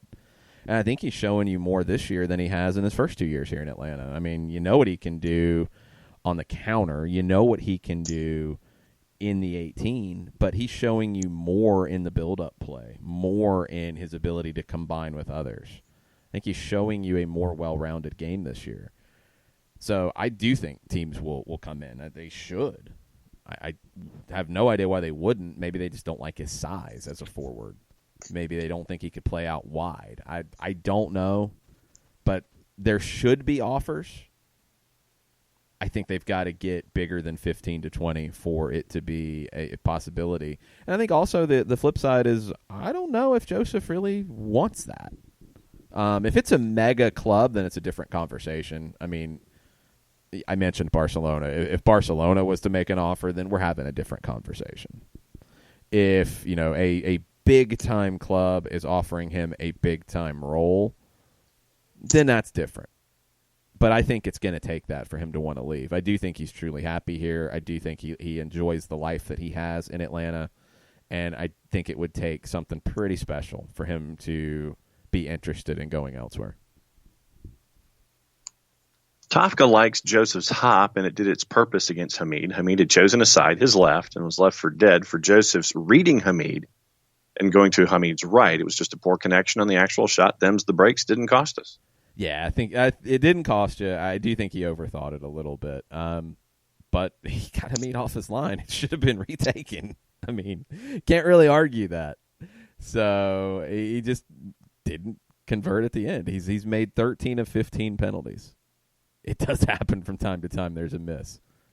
Bitty Martinez can talk about that. And one thing that if you didn't see it yesterday was the first person to go sprinting up to Joseph after the miss was Pitty.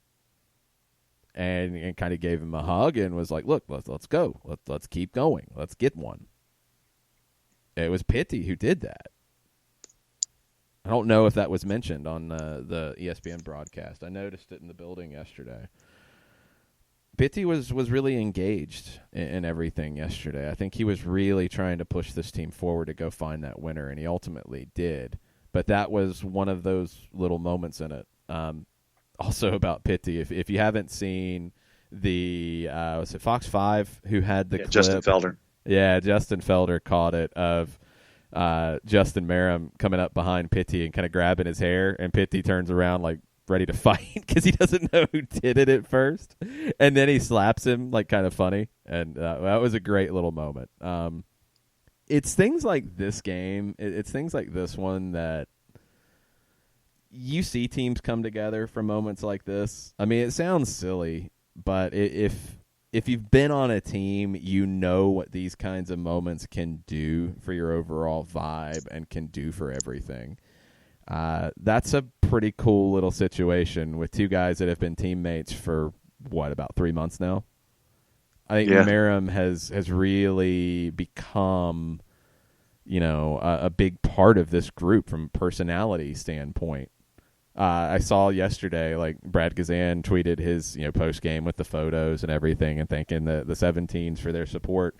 And Justin Merrim, commented on his Instagram post, hi with a waving emoji. You're a very good soccer goalie. Just complete, joking around. It was hilarious. So I think Merrim's become a really good element of this team's personality. And little moments like that, moments like Pitty going up to Joseph after the penalty, those things bode really well for where this team is from a mental standpoint.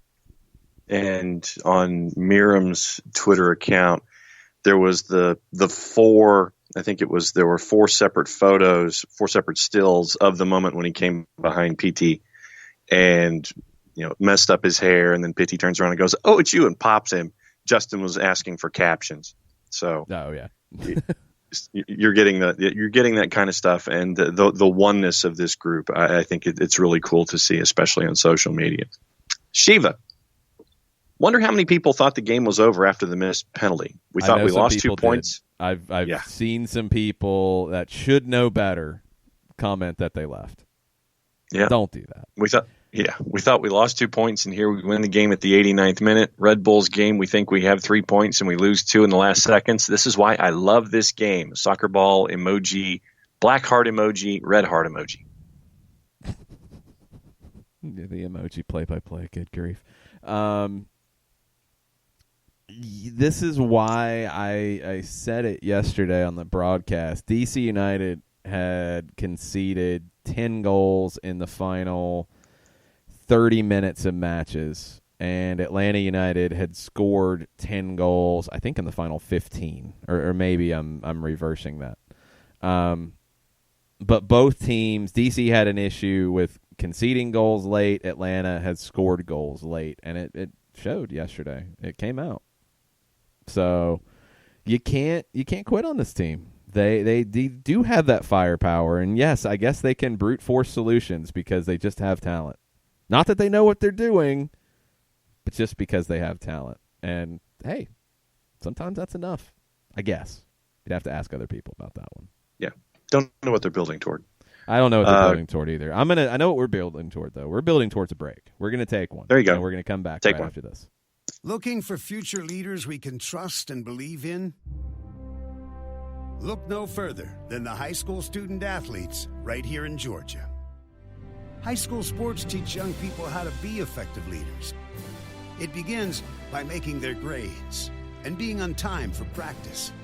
It includes learning to listen, following directions, accepting responsibility, being a good role model. And it's about respect for officials, opponents, the rules, and each other. The result? It transcends sports. It gives us hope for the future. High school sports. There's so much more than just a game. This message presented by the Georgia High School Association and the Georgia Athletic Directors Association.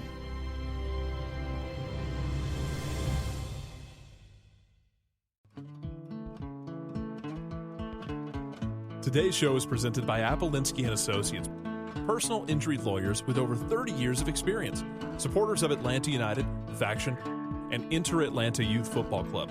If you've been hurt in a wreck, contact Steve today at steve@aa-legal.com or call in 24/7 at 404-377-9191. The initial consultation is free. We know that every driver is different, and a one-size policy does not fit all. That's why Country Financial offers a variety of discounts, so you get the coverage you need and the savings you deserve. From good driver to good student, multi-policy to multi-car, we've got a discount to suit every driver. Call Jason Wright at 678-568-6871 today to see what you could save. On Facebook at Jason Wright Agency or by phone at 678-568-6871. Discounts vary by state. Policies issued by Country Mutual Insurance Company, Country Preferred Insurance Company, or Country Casualty Insurance Company, Bloomington, Illinois.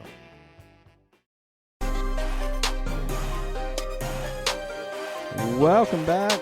Soccer Down here, July 22nd. The Chicago Fire are making moves, ladies and gentlemen. They are building towards something. They've built towards signing Jonathan Bornstein. At the age of 34. Yes. I do really like Jonathan Bornstein. I have been a big fan of his.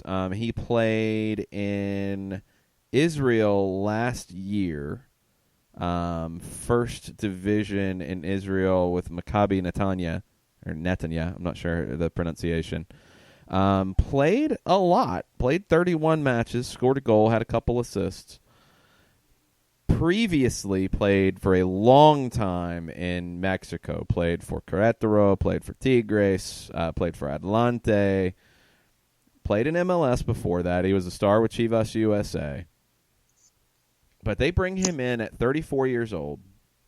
They traded $50,000 in 2020 TAM money to the Columbus Crew for the top allocation spot. They've signed Bornstein, and how long is the deal? Through 2020 with a club option for 2021. Okay, so it's an 18-month deal with an option. So he'll be 35 at the end of next season, and you have an option to bring him back as a 36-year-old. That's not bad.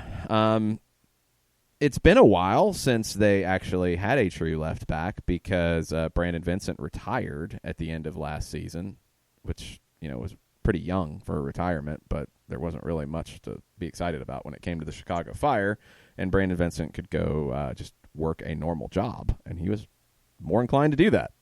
So you've been figuring it out all season long, playing people out of position, trying to get your left back short situation covered. You brought in Francisco Calvo. He doesn't really want to play left back. He wants to play center back, but he did it when he needed to. Now you go get Bornstein, and you see what he's got left in the tank. Haven't seen him in a while because I hadn't seen him for the last year because he's been playing in Israel. and we'll see what he can do. I don't know if he's still got the speed. I don't know if he still got the ability to get forward. What always, impressed me about Bornstein was, as a converted attacker to a left back, he was a player that was dangerous in the final third, whether it was delivering a pass for others or scoring goals himself. Does he still have that? We'll have to wait and see. But the Chicago Fire making big moves to go get a 34-year-old left back. Carlos Rangel says Miles was the man of the match for making Acosta disappear. He did. We went with man of the match on radio for Pitti, because it was just one of those kind of games where that's how it played out. But yeah, Miles has still got Luciano Acosta in his pocket. Hopefully he lets him go so he can get back on the plane to head back to D.C. It was a really strong performance from Miles Robinson against a very different type of challenge in Luciano Acosta. Acosta's not the big number 9 that you normally see. Acosta's one of the best dribblers in the league and didn't really do much yesterday. When he was most dangerous, it was when he dropped into midfield and wasn't picked up and was able to deliver a ball to an overlapping Paul Arriola. That's when Acosta was at his most dangerous. In terms of him beating defenders, he really didn't do that very often, and it's a credit to Miles. Let's see. What was I scanning toward here? There was a congratulations and a thumbs up from John Roper for running Fugazi in the full-time report. No, that was a good shout from John Roper on that, because we try to hit a variety of stuff on the post-game music in the full-time report after a win. And DC, there's a couple you have to hit. You have to hit Wale. I think with DC, you kind of have to hit some Go-Go and Amory. One thing is an easy one. No, that's Wale, John. Not whale. Because of the aigu, the accent mark. Yes, just because he's just Wale. You don't know anything about Wale, and that's okay. No, I don't. Yeah, that's probably for the best. So just you might want to stay out of this one. But don't get like the Toronto Raptors announcer who Wale might have some words for. So you need to watch it. Wale might be listening. He is a soccer fan. So yes. You hit Wale, you hit the Go-Go, and then it was like, where do we go? Fugazi was a good call.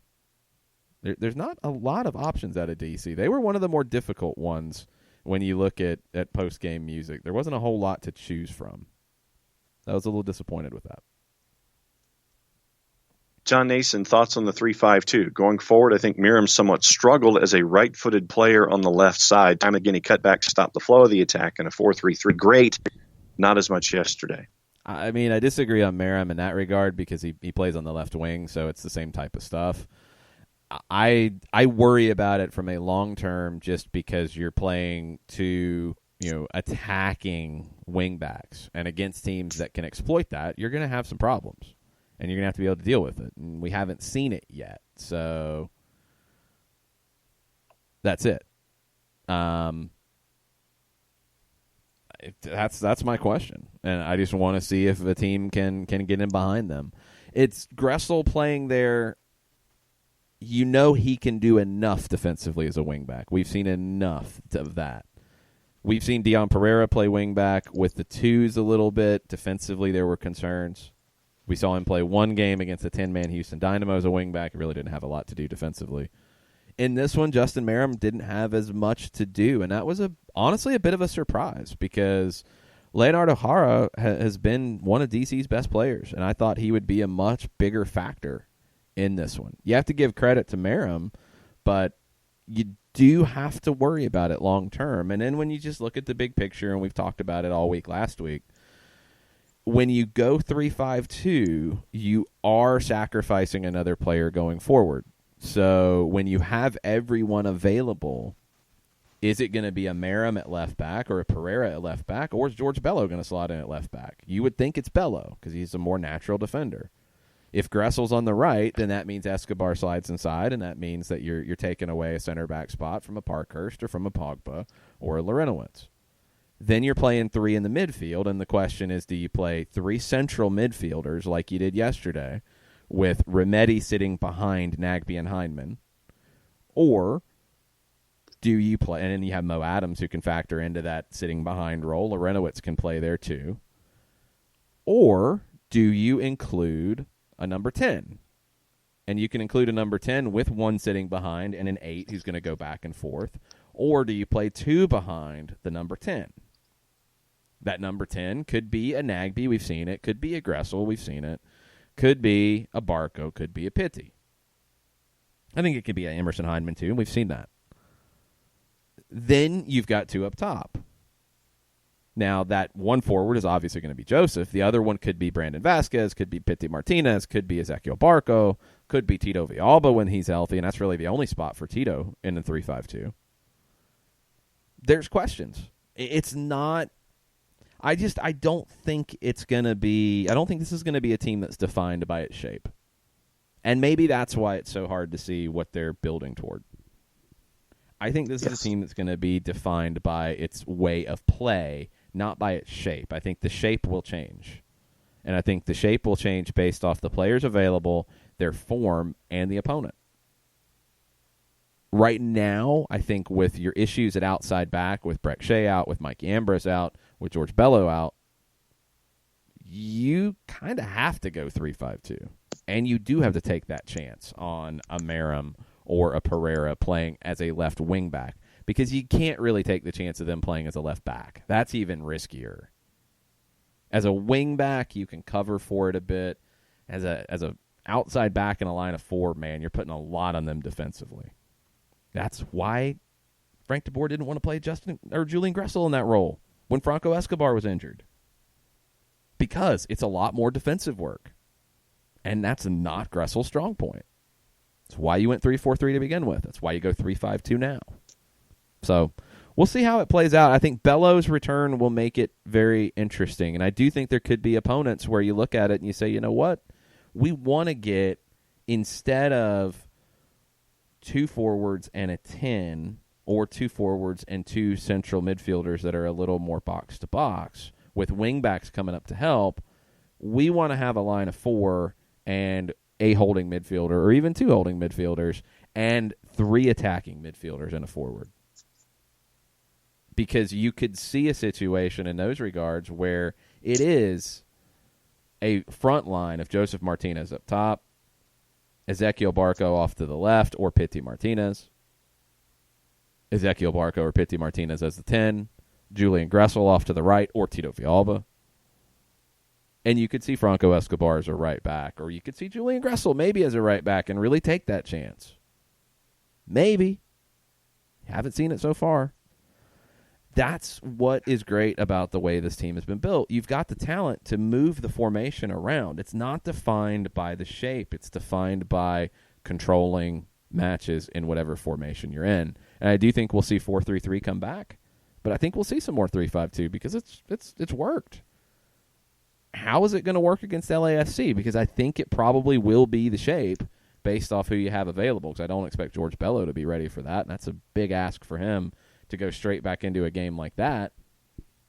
I don't think you really have another easy solution. So you go 3-5-2. Who's going to be on the left? Who's going to be on the right? You would think it's going to be Gressel with Escobar centrally, unless you want to get Escobar over there to have more defensive steel.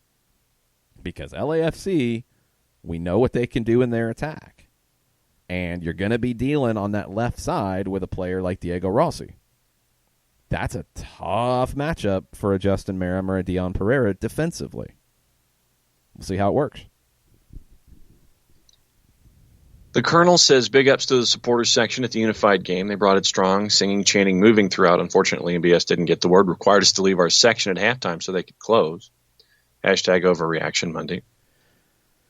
Yeah, I saw some of that. I think people were able to move around a little bit and figure it out. But, yeah, I did see some of that, and that's unfortunate. Yep. Tafka says, you want to know the difference between Zlatan and Joseph? Sure. 10 inches and a mile of class. Yeah. I think Joseph's talking, which he does a good bit of, and that's cool. He's got a personality. It's just it's presented differently. I mean, I don't know. I'm just not a fan of the arrogance from Zlatan, and I don't like this other stuff with like calling opposing managers. It's just dumb. I have the biggest problem with the cheap stuff in games. Because, I mean, what have we seen this season? We've seen this elbow. We saw him get sent off last year for, I believe, an elbow off the ball. Hands around Sean Johnson? We saw the hands to the neck of Sean Johnson. He was suspended for that. We saw the just ridiculous activity with Onuoha of Real Salt Lake. I mean, it's not just one thing. It's a very disrespectful way of looking at the league, and it's a very disrespectful way of looking at opponents. And, hey, when he's delivering, fine. But, man, all the people who got up in their feelings about Megan Rapinoe celebrating goals in the match against Thailand, I don't hear people getting up in their feelings about Zlatan calling Bob Bradley the B word or insulting Onuoha on the field and getting in his face or putting his hands around the throat of Sean Johnson or celebrating measuring in front up of the other El Munir. team's goal or measuring up El Munir with an elbow. I don't see the same reaction, and that was the whole point during all of that, is Zlatan is getting away with it because he's charismatic, is what some people will say. Well, that's just Zlatan being Zlatan. Yeah, and it's kind of ridiculous. But he's still delivering. And that's the ultimate thing it always comes back to. If you're going to be that guy, if you're going to be the heel, if you're going to take that on, if you're going to engage in all of these mind games, if you're going to try to get under people's skin, if you're going to take these cheap shots and these liberties, it's all fine and dandy while you are delivering. When that falls off, people don't have time for you. So if he keeps playing the way he is, well, nothing's going to change. But, man, when it falls off, and Father Time's undefeated, it's going to at some point. Fall off quick. Well, it's not about it. It's not about that. It's about the reaction from others. Like, yeah, it's going to fall off. Maybe it's quick, maybe it's not. The reaction is going to be very different to this nonsense. Because he gets away with it because of the performances. When the performances aren't there, you're not going to get away with this stuff. And it's not going to be accepted by your club. It's not going to be accepted by the fan base. It's not going to be accepted by anybody. So we'll see when it happens. But, yeah, Joseph handles himself in a very different way. Joseph is a character, and that's great, and you need him. And Zlatan's a character. He's a heel character. But, yeah, I'm just not a fan of the approach. Just me. Yeah. Well, I don't think it's just you. Ricky Ricardo, Donovan Pines and Miles Robinson as our future U.S. M&T center backs. Question mark. Hashtag how you like dem apples. Could be. Very well could be. I mean, Pines is, man, I was so impressed with him because I did not think he'd be able to hold up to that type of intensity and that type of pressure all day long. And he did. He was very good. He gets better on the ball. He's going to be a player to keep an eye on. I do think he could be that next Gucci Onyewu. I really think he could be that kind of player. Chris Hutchison, we have a tough stretch of games ahead of us, but shouldn't we be looking to get Cairns some minutes in goal? I don't think it's the same thing with goalkeepers. I mean, you're not worried about getting tired in the same way. I don't think you need to force Alec Can into goal. One, he's been sick, so I mean he's got to get healthy first, and he's probably got to get a game or two with the twos before you do that. But I don't think it's really a necessity. I mean, I don't think there's been any issues with Brad. I haven't seen it. Like, has he been 100% sharp on every save? No, but nothing to bench him. I think that continuity at the goalkeeper position is very important. So no, I'm never one to rotate goalkeepers just for the sake of rotating. If there's an injury, if there's a concern, something like that, okay. But I haven't seen that yet. So no, I wouldn't do that just to do it. Shiva, who brought this comment in at the end of hour number 1, says, am I missing the definition of boring? Our first game against FCC, maybe, but this game, boring? How? Why? With all due respect to ESPN commentators, put some rationale behind your comments before you mention it on live TV. A couple things. I mean, Cincinnati sat back, too. After you scored first, Cincinnati sat back and made it this way. And, yeah, I think Atlanta's in a different position in that game than they were here because you've got however many games under your belt, however many months of training, which you haven't had as many training sessions as you'd like, but still, you've had some. So you're able to find more solutions. You're more comfortable in playing faster. You're braver with playing a ball into space because you expect a teammate to be there because you've got time with that player. So, yeah, you're able to do things to handle it better than you were at that point. That's 100% true. Again, I don't think it was Atlanta United saying, we're going to come in and be boring. We're going to come in and just pass side to side because that's what we're going to do. We don't care if the opponent lets us do it or not. That's what we're going to do because we don't want to entertain or score goals. Stop. It's not the case. The other side of it to me is something that I don't understand why this is the best advertisement for the league, to call one of its best teams, and by the way, it's defending champions, who's playing in front of a huge crowd that is very emotionally invested in the match and sure doesn't react like it's boring. I don't think it's a good look to call that a boring product. I really don't, especially when it's not true. It's one thing if it's true. It's one thing if Atlanta was playing like Seattle did at the Benz last year after the World Cup final. They're not.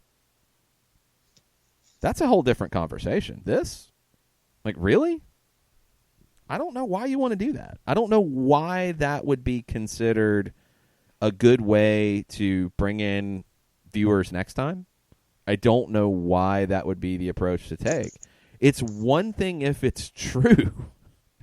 It's even still a question at that point is, do you really want to put this out on air and diminish a product that you're paying money to broadcast and you want people to watch? Because you don't get that with the NBA. You don't get NBA announcers going around calling games boring. You don't get that with the NHL. NFL? You'll get it a little bit. I think the NFL's in a little bit different position. I don't think you get it with college football, period. I think you'll get it occasionally in the NFL, and you'll get it with the big-time, big-shot announcers who can get away with it. And maybe that was the case. I don't know. Maybe that was the case yesterday. Not sure.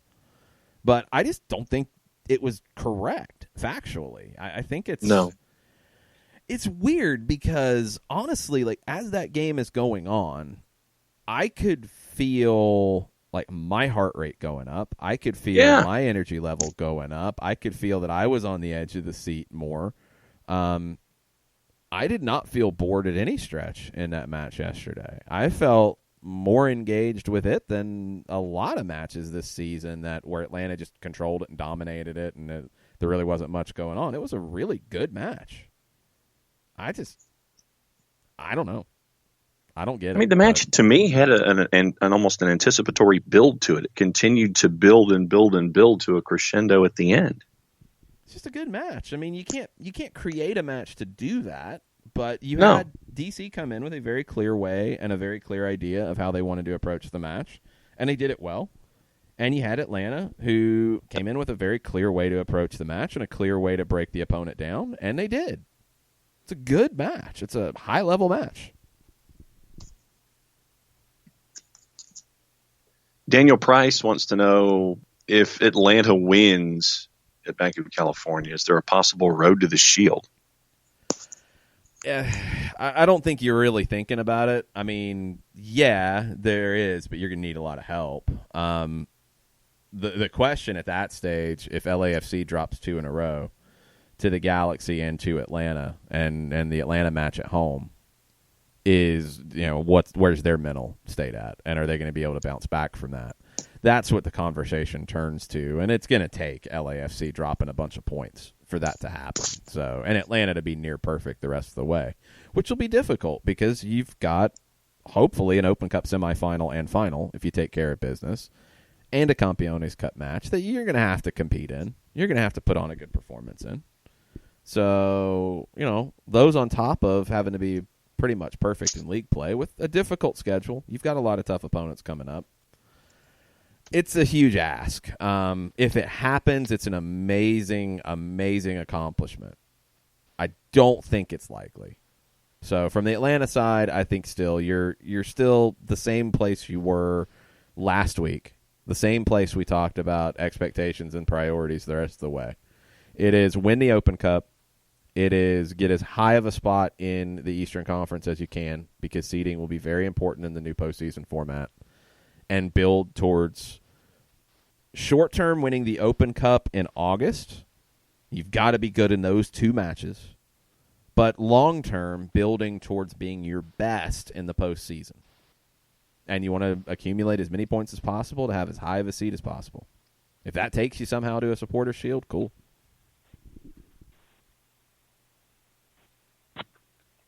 Michael Cinco, does Darlington Nagbe continue to be the most underrated United player? Is Atlanta United crazy if they don't try to re-sign him?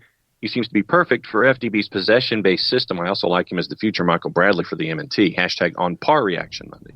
Yeah, that was another conversation that came up on the ESPN broadcast yesterday about Darlington Nagbe. Taylor Twellman said he was in the last year of his contract, and talked about the expansion draft, which I'm not quite sure how that would work out, but we'll see. One thing that just, I don't know, throwing that out there is kind of a weird thing to say, because, okay, if he's in the last year of his contract and you opt not to re-sign him, or you can't find a number that makes sense for both, which can happen. It happens all the time. And you don't protect him, obviously, and he goes into the expansion draft. Whoever picks him, if it's Miami or Nashville, they're going to have to re-sign him. And they're going to know that, all right, he's on $660,000 plus, so that's a TAM deal. And he's going to want more. So you're going to have to commit to, I would probably think, in the $900,000 range. And you might decide, especially if you're a Miami or a Nashville, that, hey, that's worth the investment. Cool. Atlanta's going to have to make a decision on what that number ends up being and how many years. And Atlanta's going to have to think long-term, because they do have now Emerson Hyndman in the fold. And I would say you're going to keep Emerson Hyndman at the end of this loan. I think he has shown you a whole lot. So, similar type of player. You have Eric Remedi, who's similar, gives you some elements of what Nagbe gives you. You have Will Vent coming, and you have to make a decision on, is he ready? How soon is he going to be ready? Are you going to sign him to a deal? I think probably yes, you're going to sign him to a deal. I don't know when, and I don't know how quick he's going to be an MLS guy. But that's another one coming through. Then you're looking at, Remedi being in mid-20s, Hyndman being 23, 24 going into next year, Vent 18, 19 if he's in the mix next year. You've got a pretty good level of progression. You have Mo Adams that maybe you're thinking for a longer-term development, who's going to be the more defensive of that group. You've got some pieces. So you don't have to go up on a huge contract offer here, because you do have some cover. But I do agree, Darlington Nagbe, when he is on, he is as good of a fit for this team as you're going to find. When he is driving at goal in the final third, I think he's at his most dangerous. He's so good in other parts of the field. He's so good with the ball at his feet. He's so good at getting out of trouble. But you have to think about the long term when you get to that stage, when you're talking contracts, and you're talking length of contract, and you're talking amounts when you're talking about a salary cap. Now, if this new CBA happens, because that also complicates it, if this gets done, or you have a sense of where it's going to be right at the end of the season, and you might not, you might know that, hey, okay, we're going to have a lot more money to work with under a cap, or with TAM, or with GAM, or with whatever AM you're going to throw out there. Yam. And you can make it work. Well, he wouldn't be Yam, because he's going to be close to 30. But you're going to be able to make it work, maybe, because you're going to have more flexibility. You might not know that at that time. It's going to be really, really interesting this offseason. We've mentioned it throughout the year. You're going to have a lot of guys whose contracts are coming up, or you're going to have options, and you're going to have to make decisions. What I've been impressed about so far is the fact that the front office has gotten the decisions generally right on contracts, on players they've brought in, and I think in building the overall depth of the club, because you're not in a position where you have to sign a bad deal. And if you feel like signing Darlington Nagbe to, 4 or 5 years at close to $1 million a year is a bad deal, you don't have to do it. You're able to negotiate a good deal for the club, And if it's a good deal for Darlington, then it'll work out. And if it's not, if there's other clubs that are willing to pay more, sometimes that's what happens. I'd hate to lose him because he's such a big part of this team, but you have positioned yourself to be able to weather that if that's what happens. So it's going to be a tough one. And all that, remember, all that happens really fast at the end of the season when you start talking expansion draft and you start talking about protected lists and decisions on options. It all goes very, very quickly. So those things have been, discussed and are thought about probably on a regular basis at the front office. So that part, when the season is over, wherever it ends, man, you're not going to get a chance to breathe for a little while. It's going to be very busy. Yes, and we will have the shows to prove it. Oh, yes. Ricky Ricardo, does national media converse with any local media before games? I feel like they wouldn't sound so lost or off base if they would talk to local TV or radio analysts like they talk to players. #underreaction Monday. Some do. Not all. Some folks do. Usually it's more of like the opposing local broadcast does. We've had conversations with local guys sitting at tables before matches happen. Yeah, that happens, but guys like reaching out. Generally Glenn Davis has had me on his show in Houston before games, and we'll usually talk offline as well going into it just to catch up on what's going on with each team. Glenn goes out of his way to do that. Other broadcasters do as well. USL broadcasters do as well. They'll reach out to get some ideas. So, does it happen on a regular? No, it doesn't. It's a little surprising, but we're also new. For Mike and I, we've been doing this together for 2 years, and I was there in 2017 as well. So it doesn't really happen with us. That doesn't mean it doesn't happen in general, and I'd be willing to guess that a lot of the former players are pretty well connected to one another, and former players who played around the time of Taylor Twellman or were teammates with him. If Taylor's going in to do a broadcast in a city where they're in, there's going to be conversations that are had. But no, it hasn't really happened with us, and maybe it's just the fact that we're kind of outside that clique, or we're new and people don't really know us yet. I don't know if it happens with Dan, for example. With Gargan's experience as a player, I'm sure that former teammates reach out when they're involved in games, and those types of things happen. Hasn't happened with me. So, it's all good. It doesn't matter to me at all. But it's something good when you're able to do it. I like, when we get to the stadium, because we try to get there early, and Mike and I try to get there early on the road. When we get the chance to talk to the visiting or the home team announcers, the opposing announcers, and get some ideas about things that we might not know. I think Mike and I do a lot of homework, maybe as much or more than most. We're pretty well prepared on the storylines coming into it. Doing a daily show helps. You kind of know what's going on around the league. But I think it is always good to catch up when you can. And, it just depends. So every announcer's different. Everybody has their own game day routine. So on a game day, it's a little more hit or miss. But we had great conversations with the Seattle radio crew leading up to that match. Usually talk to Dunny, before matches with Real Salt Lake. So it just depends on the club and depends on it. On the national side, I think it's more about the relationships that when those conversations happen. Tafka over the weekend thought about it and laid out how he'd like to see Open Cup and USL champs get into Champions League and League Cup stuff. Okay. And so here's how he'd like to see it operate. Is this going to be an addition to the Opus? Because the Opus will pick back up. It's been a kind of crazy schedule, so we've had to put the Opus on the sideline for a bit.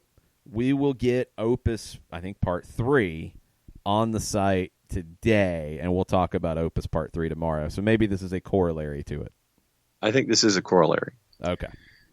He says he'd like to have the Open Cup winner go to Champions League, Open Cup runner-up and semifinalists go to Leagues Cup, the USL champion go to Leagues Cup, and the winner of Leagues Cup gets a playoff for the CONCACAF Champions League berth the following year against the non-supporter Shield Conference champion. Okay, let's take them one by one. So start one by one with each of those. Open Cup winner to CONCACAF Champions League. Yeah, that shouldn't change. Open Cup runner-up and semifinalist to Leagues Cup. That's 3 going into Leagues Cup. I'm okay with it. I'm not against that. I think Mexico uses Copa MX for Leagues Cup qualification, so I'm cool with that. That would give the Open Cup some nice hit. Now, one thing, remember, this is MLS creating this, and when you bring Open Cup into it, you're bringing potentially USL into the mix, and MLS and USL are not the same business, so that does complicate it. But on paper, I'm cool with that. And then he has the USL champion going to Leagues Cup as well. 150,000% disagree. It doesn't happen. Why would you bring the second division winner in? They're a second division. They're a second division. You don't see second. That's why I think the arguments that people are trying to make about, well, the USL champion should be in CONCACAF Champions League. No second division winners in a Champions League. Do you see the English Championship winner clamoring for a Champions League spot? No. So no. I so disagree with that. Right. I mean, you do see League 2, League 1 going into the Carabao Cup and things like that. But, well, no, the Carabao Cup is the League Cup. Everybody's in the League Cup. I'm talking that's about what I'm saying. Continental. No. That's just everybody's in. You're in because you're in the league. That's not a comparison. League's Cup is essentially a continental competition here. So the championship winner should get into the Europa League now. No. They're a second division winner. They don't get into a League's Cup. I so disagree with this mindset. I don't know why we have it in the U.S. Tafka's not the only one, and I'm not popping off on Tafka. He knows how I feel about it. But you can't have a second division winner get into a continental competition just because it's nice. The League Cup, the Carabao Cup in England, is not what the League's Cup between MLS and Copa MX, Liga MX, Mexico is. No, Carabao is meant to be an all-in tournament. Yeah, that's why I said, like, that comparison, no, yes, you have League One teams in there, obviously, because they're just in the league. That's different. What Tafka, the equivalent of this argument is that the English championship winner should go into the Europa League just because they won the English championship. Instead of the number 6 team in the Premier League going, the championship winner should go. No. The USL, no, man, no. Who's better? Who's a better team? The number 6 team in the Premier League or the number 21 team in the overall pyramid? Not disputing your point. I'm agreeing with you, just that my face scrunching did not translate to radio. Well, you went meh, and there's no meh. It's a no. It's a flat-out no in my book. If you disagree, cool, but I don't think there's a justification. No, I just. There's no justification. Because what that would do is that would be saying that, okay, if you're going to go Cup, because USL teams would have their way if you have the Open Cup part of it as part of qualifying for Leagues Cup. That I can buy because they're winning their way into it. But not just because they win the USL Championship. Because then you're saying, all right, if you have 8 spots from the United States in the Leagues Cup, and you commit 3 to the semifinalists of the Open Cup and the next in the Open Cup finalist that loses. That's 3 spots. So then you're down to 5. So then you're essentially taking the number 2 from each conference, the number 3 from each conference, and the best 4th place team from each conference, assuming there's no duplication in Open Cup qualification. So you would rather have the USL champion, Louisville City, than the number 4 team in the Western Conference, which could be Seattle or could be the LA Galaxy. No. There's zero justification for that. It's like putting the like putting the Gwinnett Braves in as a wild card. Nah, it doesn't even play. No, that doesn't even. You can't compare it that way. It's like putting who won the championship in regular season this year. Oh goodness, you had to. Norwich. It's putting Norwich into the Europa League instead of who qualified from league play. I don't remember. Chelsea, Manchester United, somebody. Yeah, whoever was. Yeah, one of the big six. The Manchester United. So it's putting Norwich into the Europa League instead of Manchester United because it's a nice thing to do. No, you can't do it. Can't do it. It's demeaning to the competition. Sorry, I feel strongly about this. If you couldn't tell. Yeah. Nathan Pugh's beef with League Cup isn't necessarily about who they're playing, but where it is during the season. Congested season added more congestion. That can't be good. Agree. And these are the things from a big term perspective that you got to sort out. If you're going to have 34-game regular season, and there's a question about that long term as you expand, your calendar, there's questions about that. If you're going to start it second week of February, and you're going to have the final where it is right now, if you're going to keep that after the 2022 World Cup, all right, that's your calendar. You're going to have the Champions League. I don't think that part's going to change because of where it fits, because you can't back it up anymore into the calendar, because then it's going to be up against the Liga MX's playoffs for the Aperture or for the Clausura. You don't want that. So it kind of is locked. The Open Cup, you can't really move it up any further because the amateur teams, the PDL, the NPSL teams won't have their players.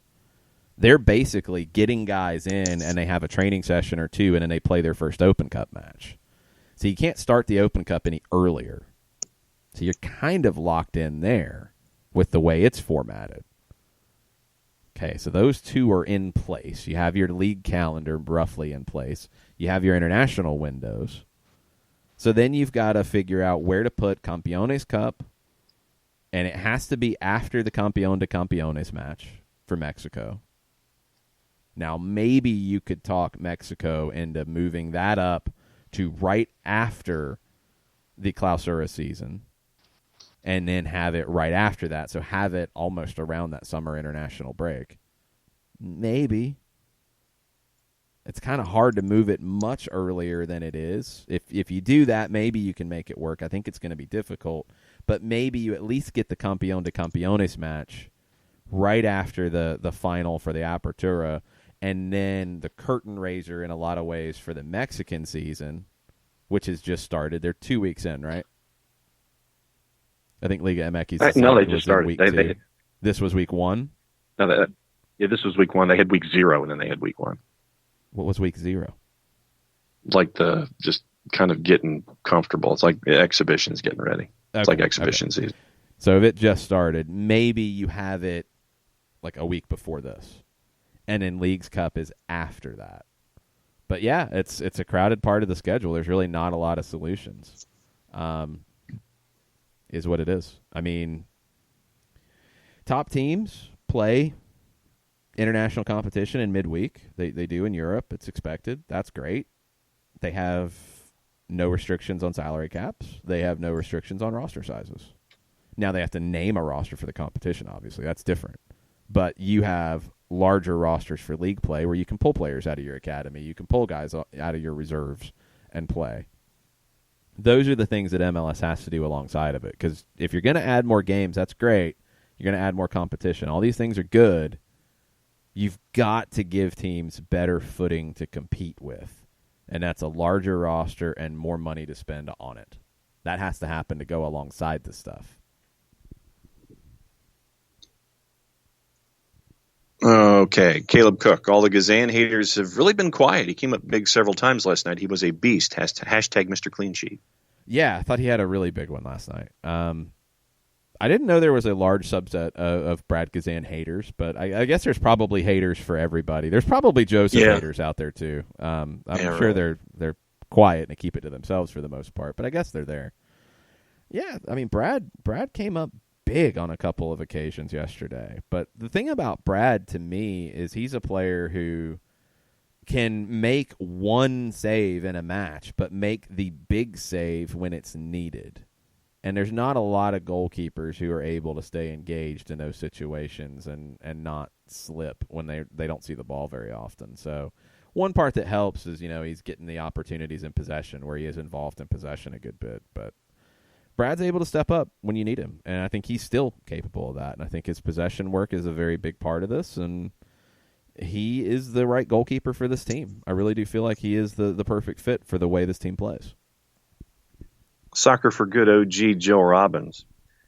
Not giving FDB any credit. Could it be more a case of the national and international soccer pundits' arrogance that refuses to admit a team from the great EPL and to lesser degree Serie A could be so dysfunctional and bad, especially compared to lowly Atlanta and MLS? I think the England thing is definitely there. I don't think a lot of the Serie A side of it factors in, other than to prove the point that, well, he couldn't hack it at Crystal Palace, so... I mean, like I've said many times, if we're judging Crystal Palace on soccer excellence and that's the standard that you want to hit, man, that's a problem. Because Crystal Palace hired him with the goals of redefining the way they play, because they didn't really have a way to play. I mean, they were coming off of just bad soccer after bad soccer and basically trying to avoid relegation and just being there and very vanilla and very defensive and not very exciting and just meh. And they said, hey, we want to define a style. We want you to define a style. Oh, wait. We can't do that because, man, we lost a couple matches. We can't define a style because it can't happen in 6 weeks. We panic. It's dumb. You can't define a style in 6 weeks. You can't redefine a club in 6 weeks. It's impossible. So, if Crystal Palace is the bar, then I hope Atlanta is never at Crystal Palace's level, because I feel like it is below. It's way above that bar. I feel like Crystal Palace is below Atlanta's level for trying to do things the right way.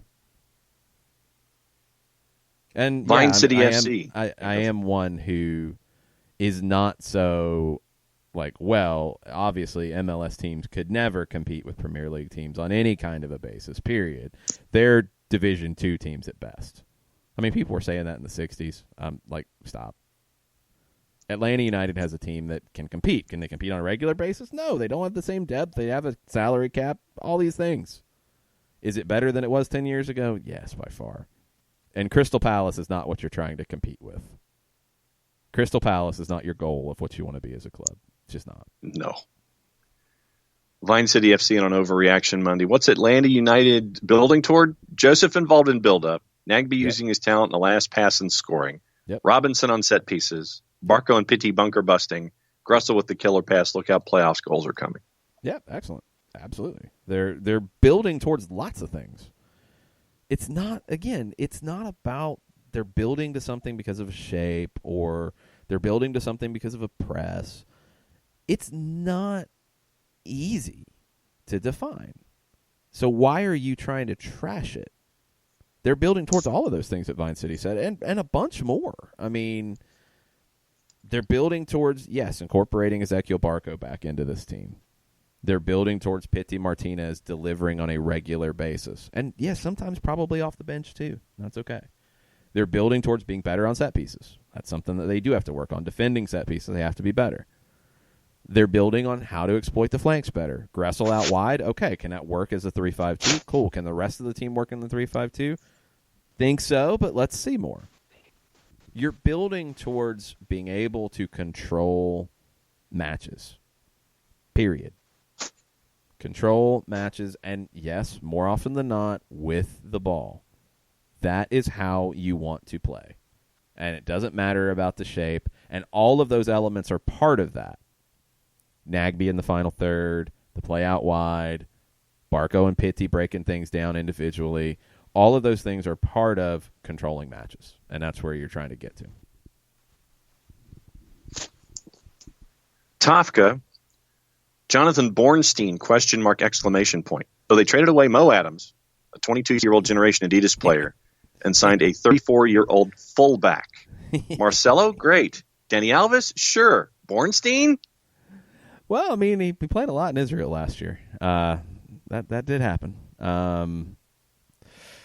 I really liked Jonathan Bornstein as a player, so I don't want to see this be a bad move. But man, he's 34. I will pull up Chicago's stats this season, and when you look at the ratings on who scored, it's not a subjective rating where somebody's giving them a number. It's based off a bunch of actions within the match. They're players that have played over 1,000 minutes this season. There's 12 of them. The number of players who are over 30 out of that group: Nikolic, McCarty, Schweinsteiger, Sapong, Gaetan. 5 of 12. The number of players who are 27 or older out of that group: Nikolic, Jorge Corrales, Kappelhoff, McCarty, Schweinsteiger, Calvo, Sapong, Gaetan, Katai. 9 of the 12. The other guys: Jordy Mihailovic, 20. Excellent. You want to build around that. Frankowski, 24. He's been good. Not great, but good. Raheem Edwards. Oh, Raheem Edwards hasn't played over 1,000 minutes. Sorry, there's only 11 guys. He was number 4 on the list. He's only played 4 times. And he's 24. That's it. That's all you got. So you got Raheem Edwards, who's played 4 times. Other guys on your roster that are younger than 27. Brant Bronico, who's played as a defensive midfielder and a right back, because you haven't really had a right back and you've been moving people around.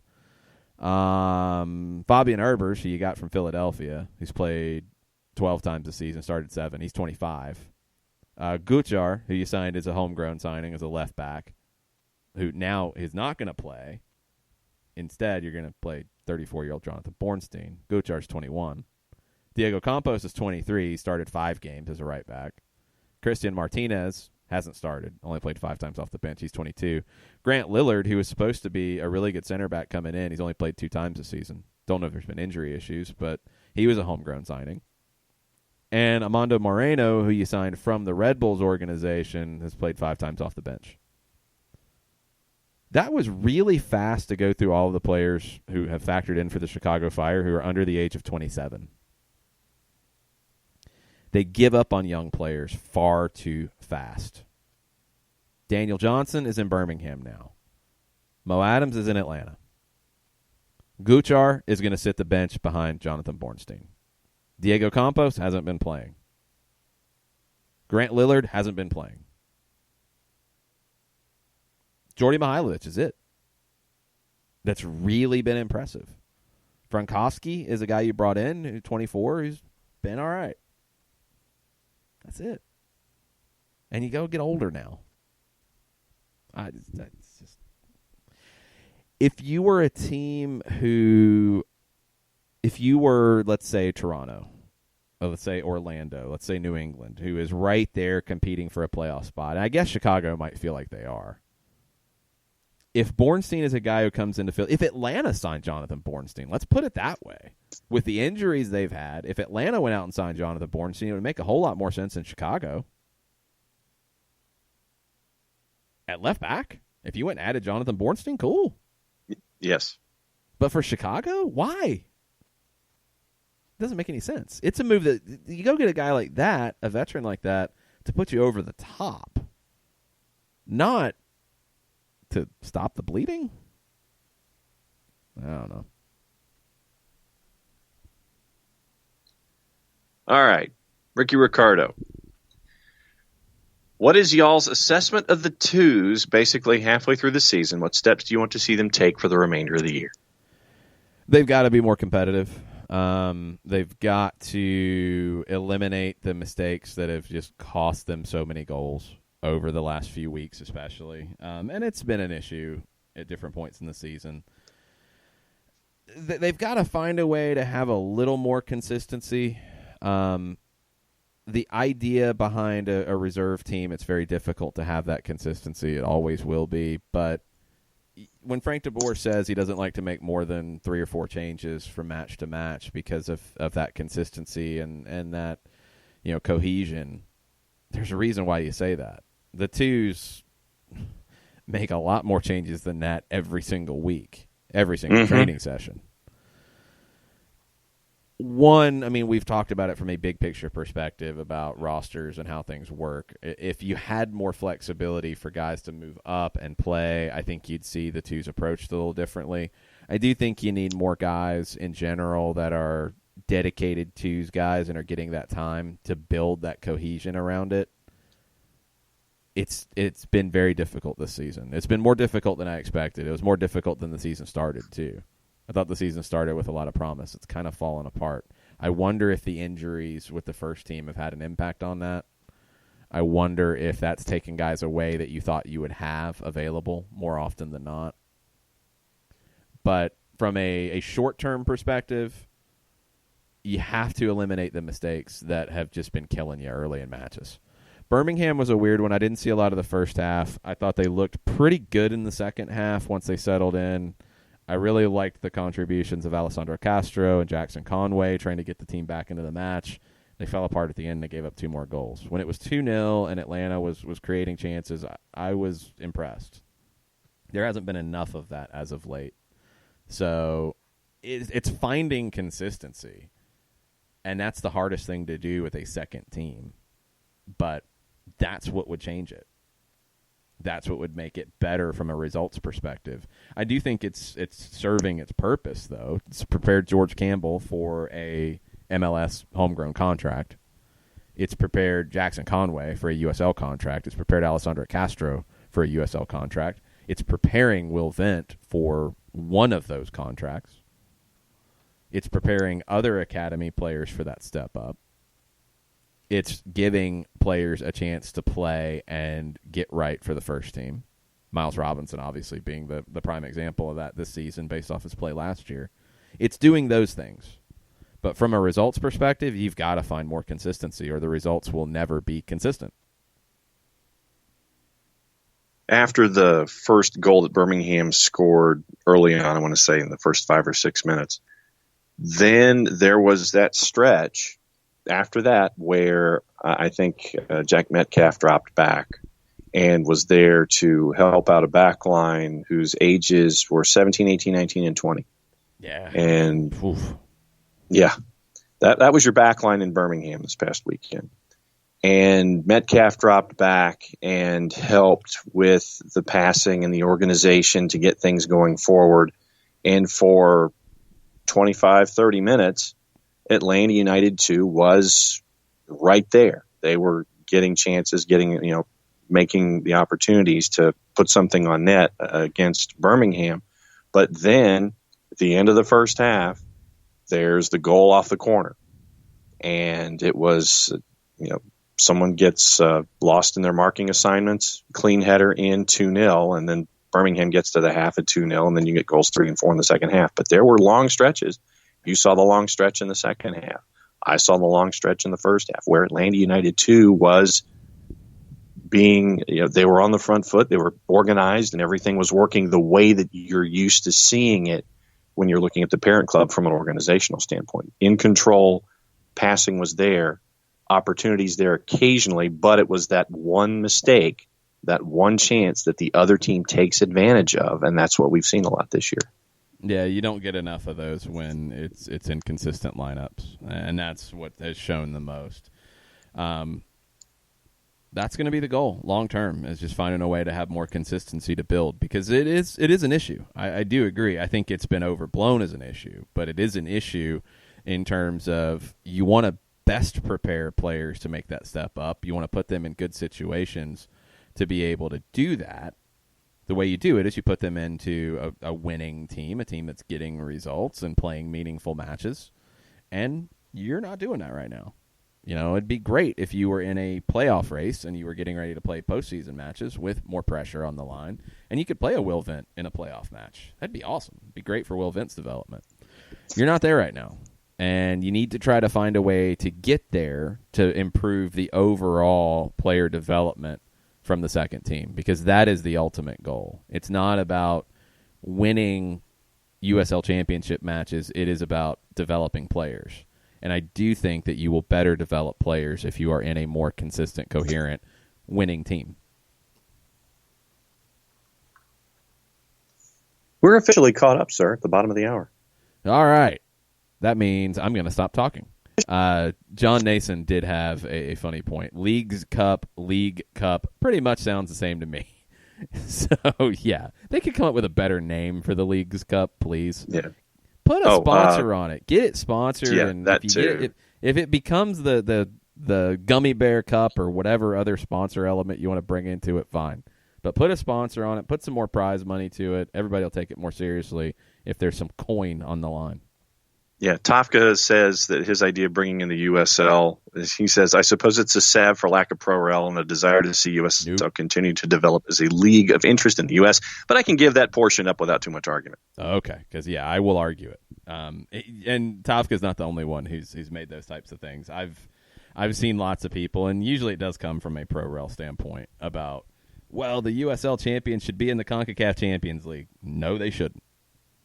Well, they should be in whatever. No, they shouldn't. They can win it by getting through the Open Cup, and that'd be amazing. So in England, let's compare it to England, since we compare everything to England. The FA Cup winner does not go into the Champions League. They go into the Europa League, correct? Yes. Okay. So they don't go into the top. Here, your Open Cup winner goes into the Champions League. I love that. And that does open a door to a second division team if they can do it.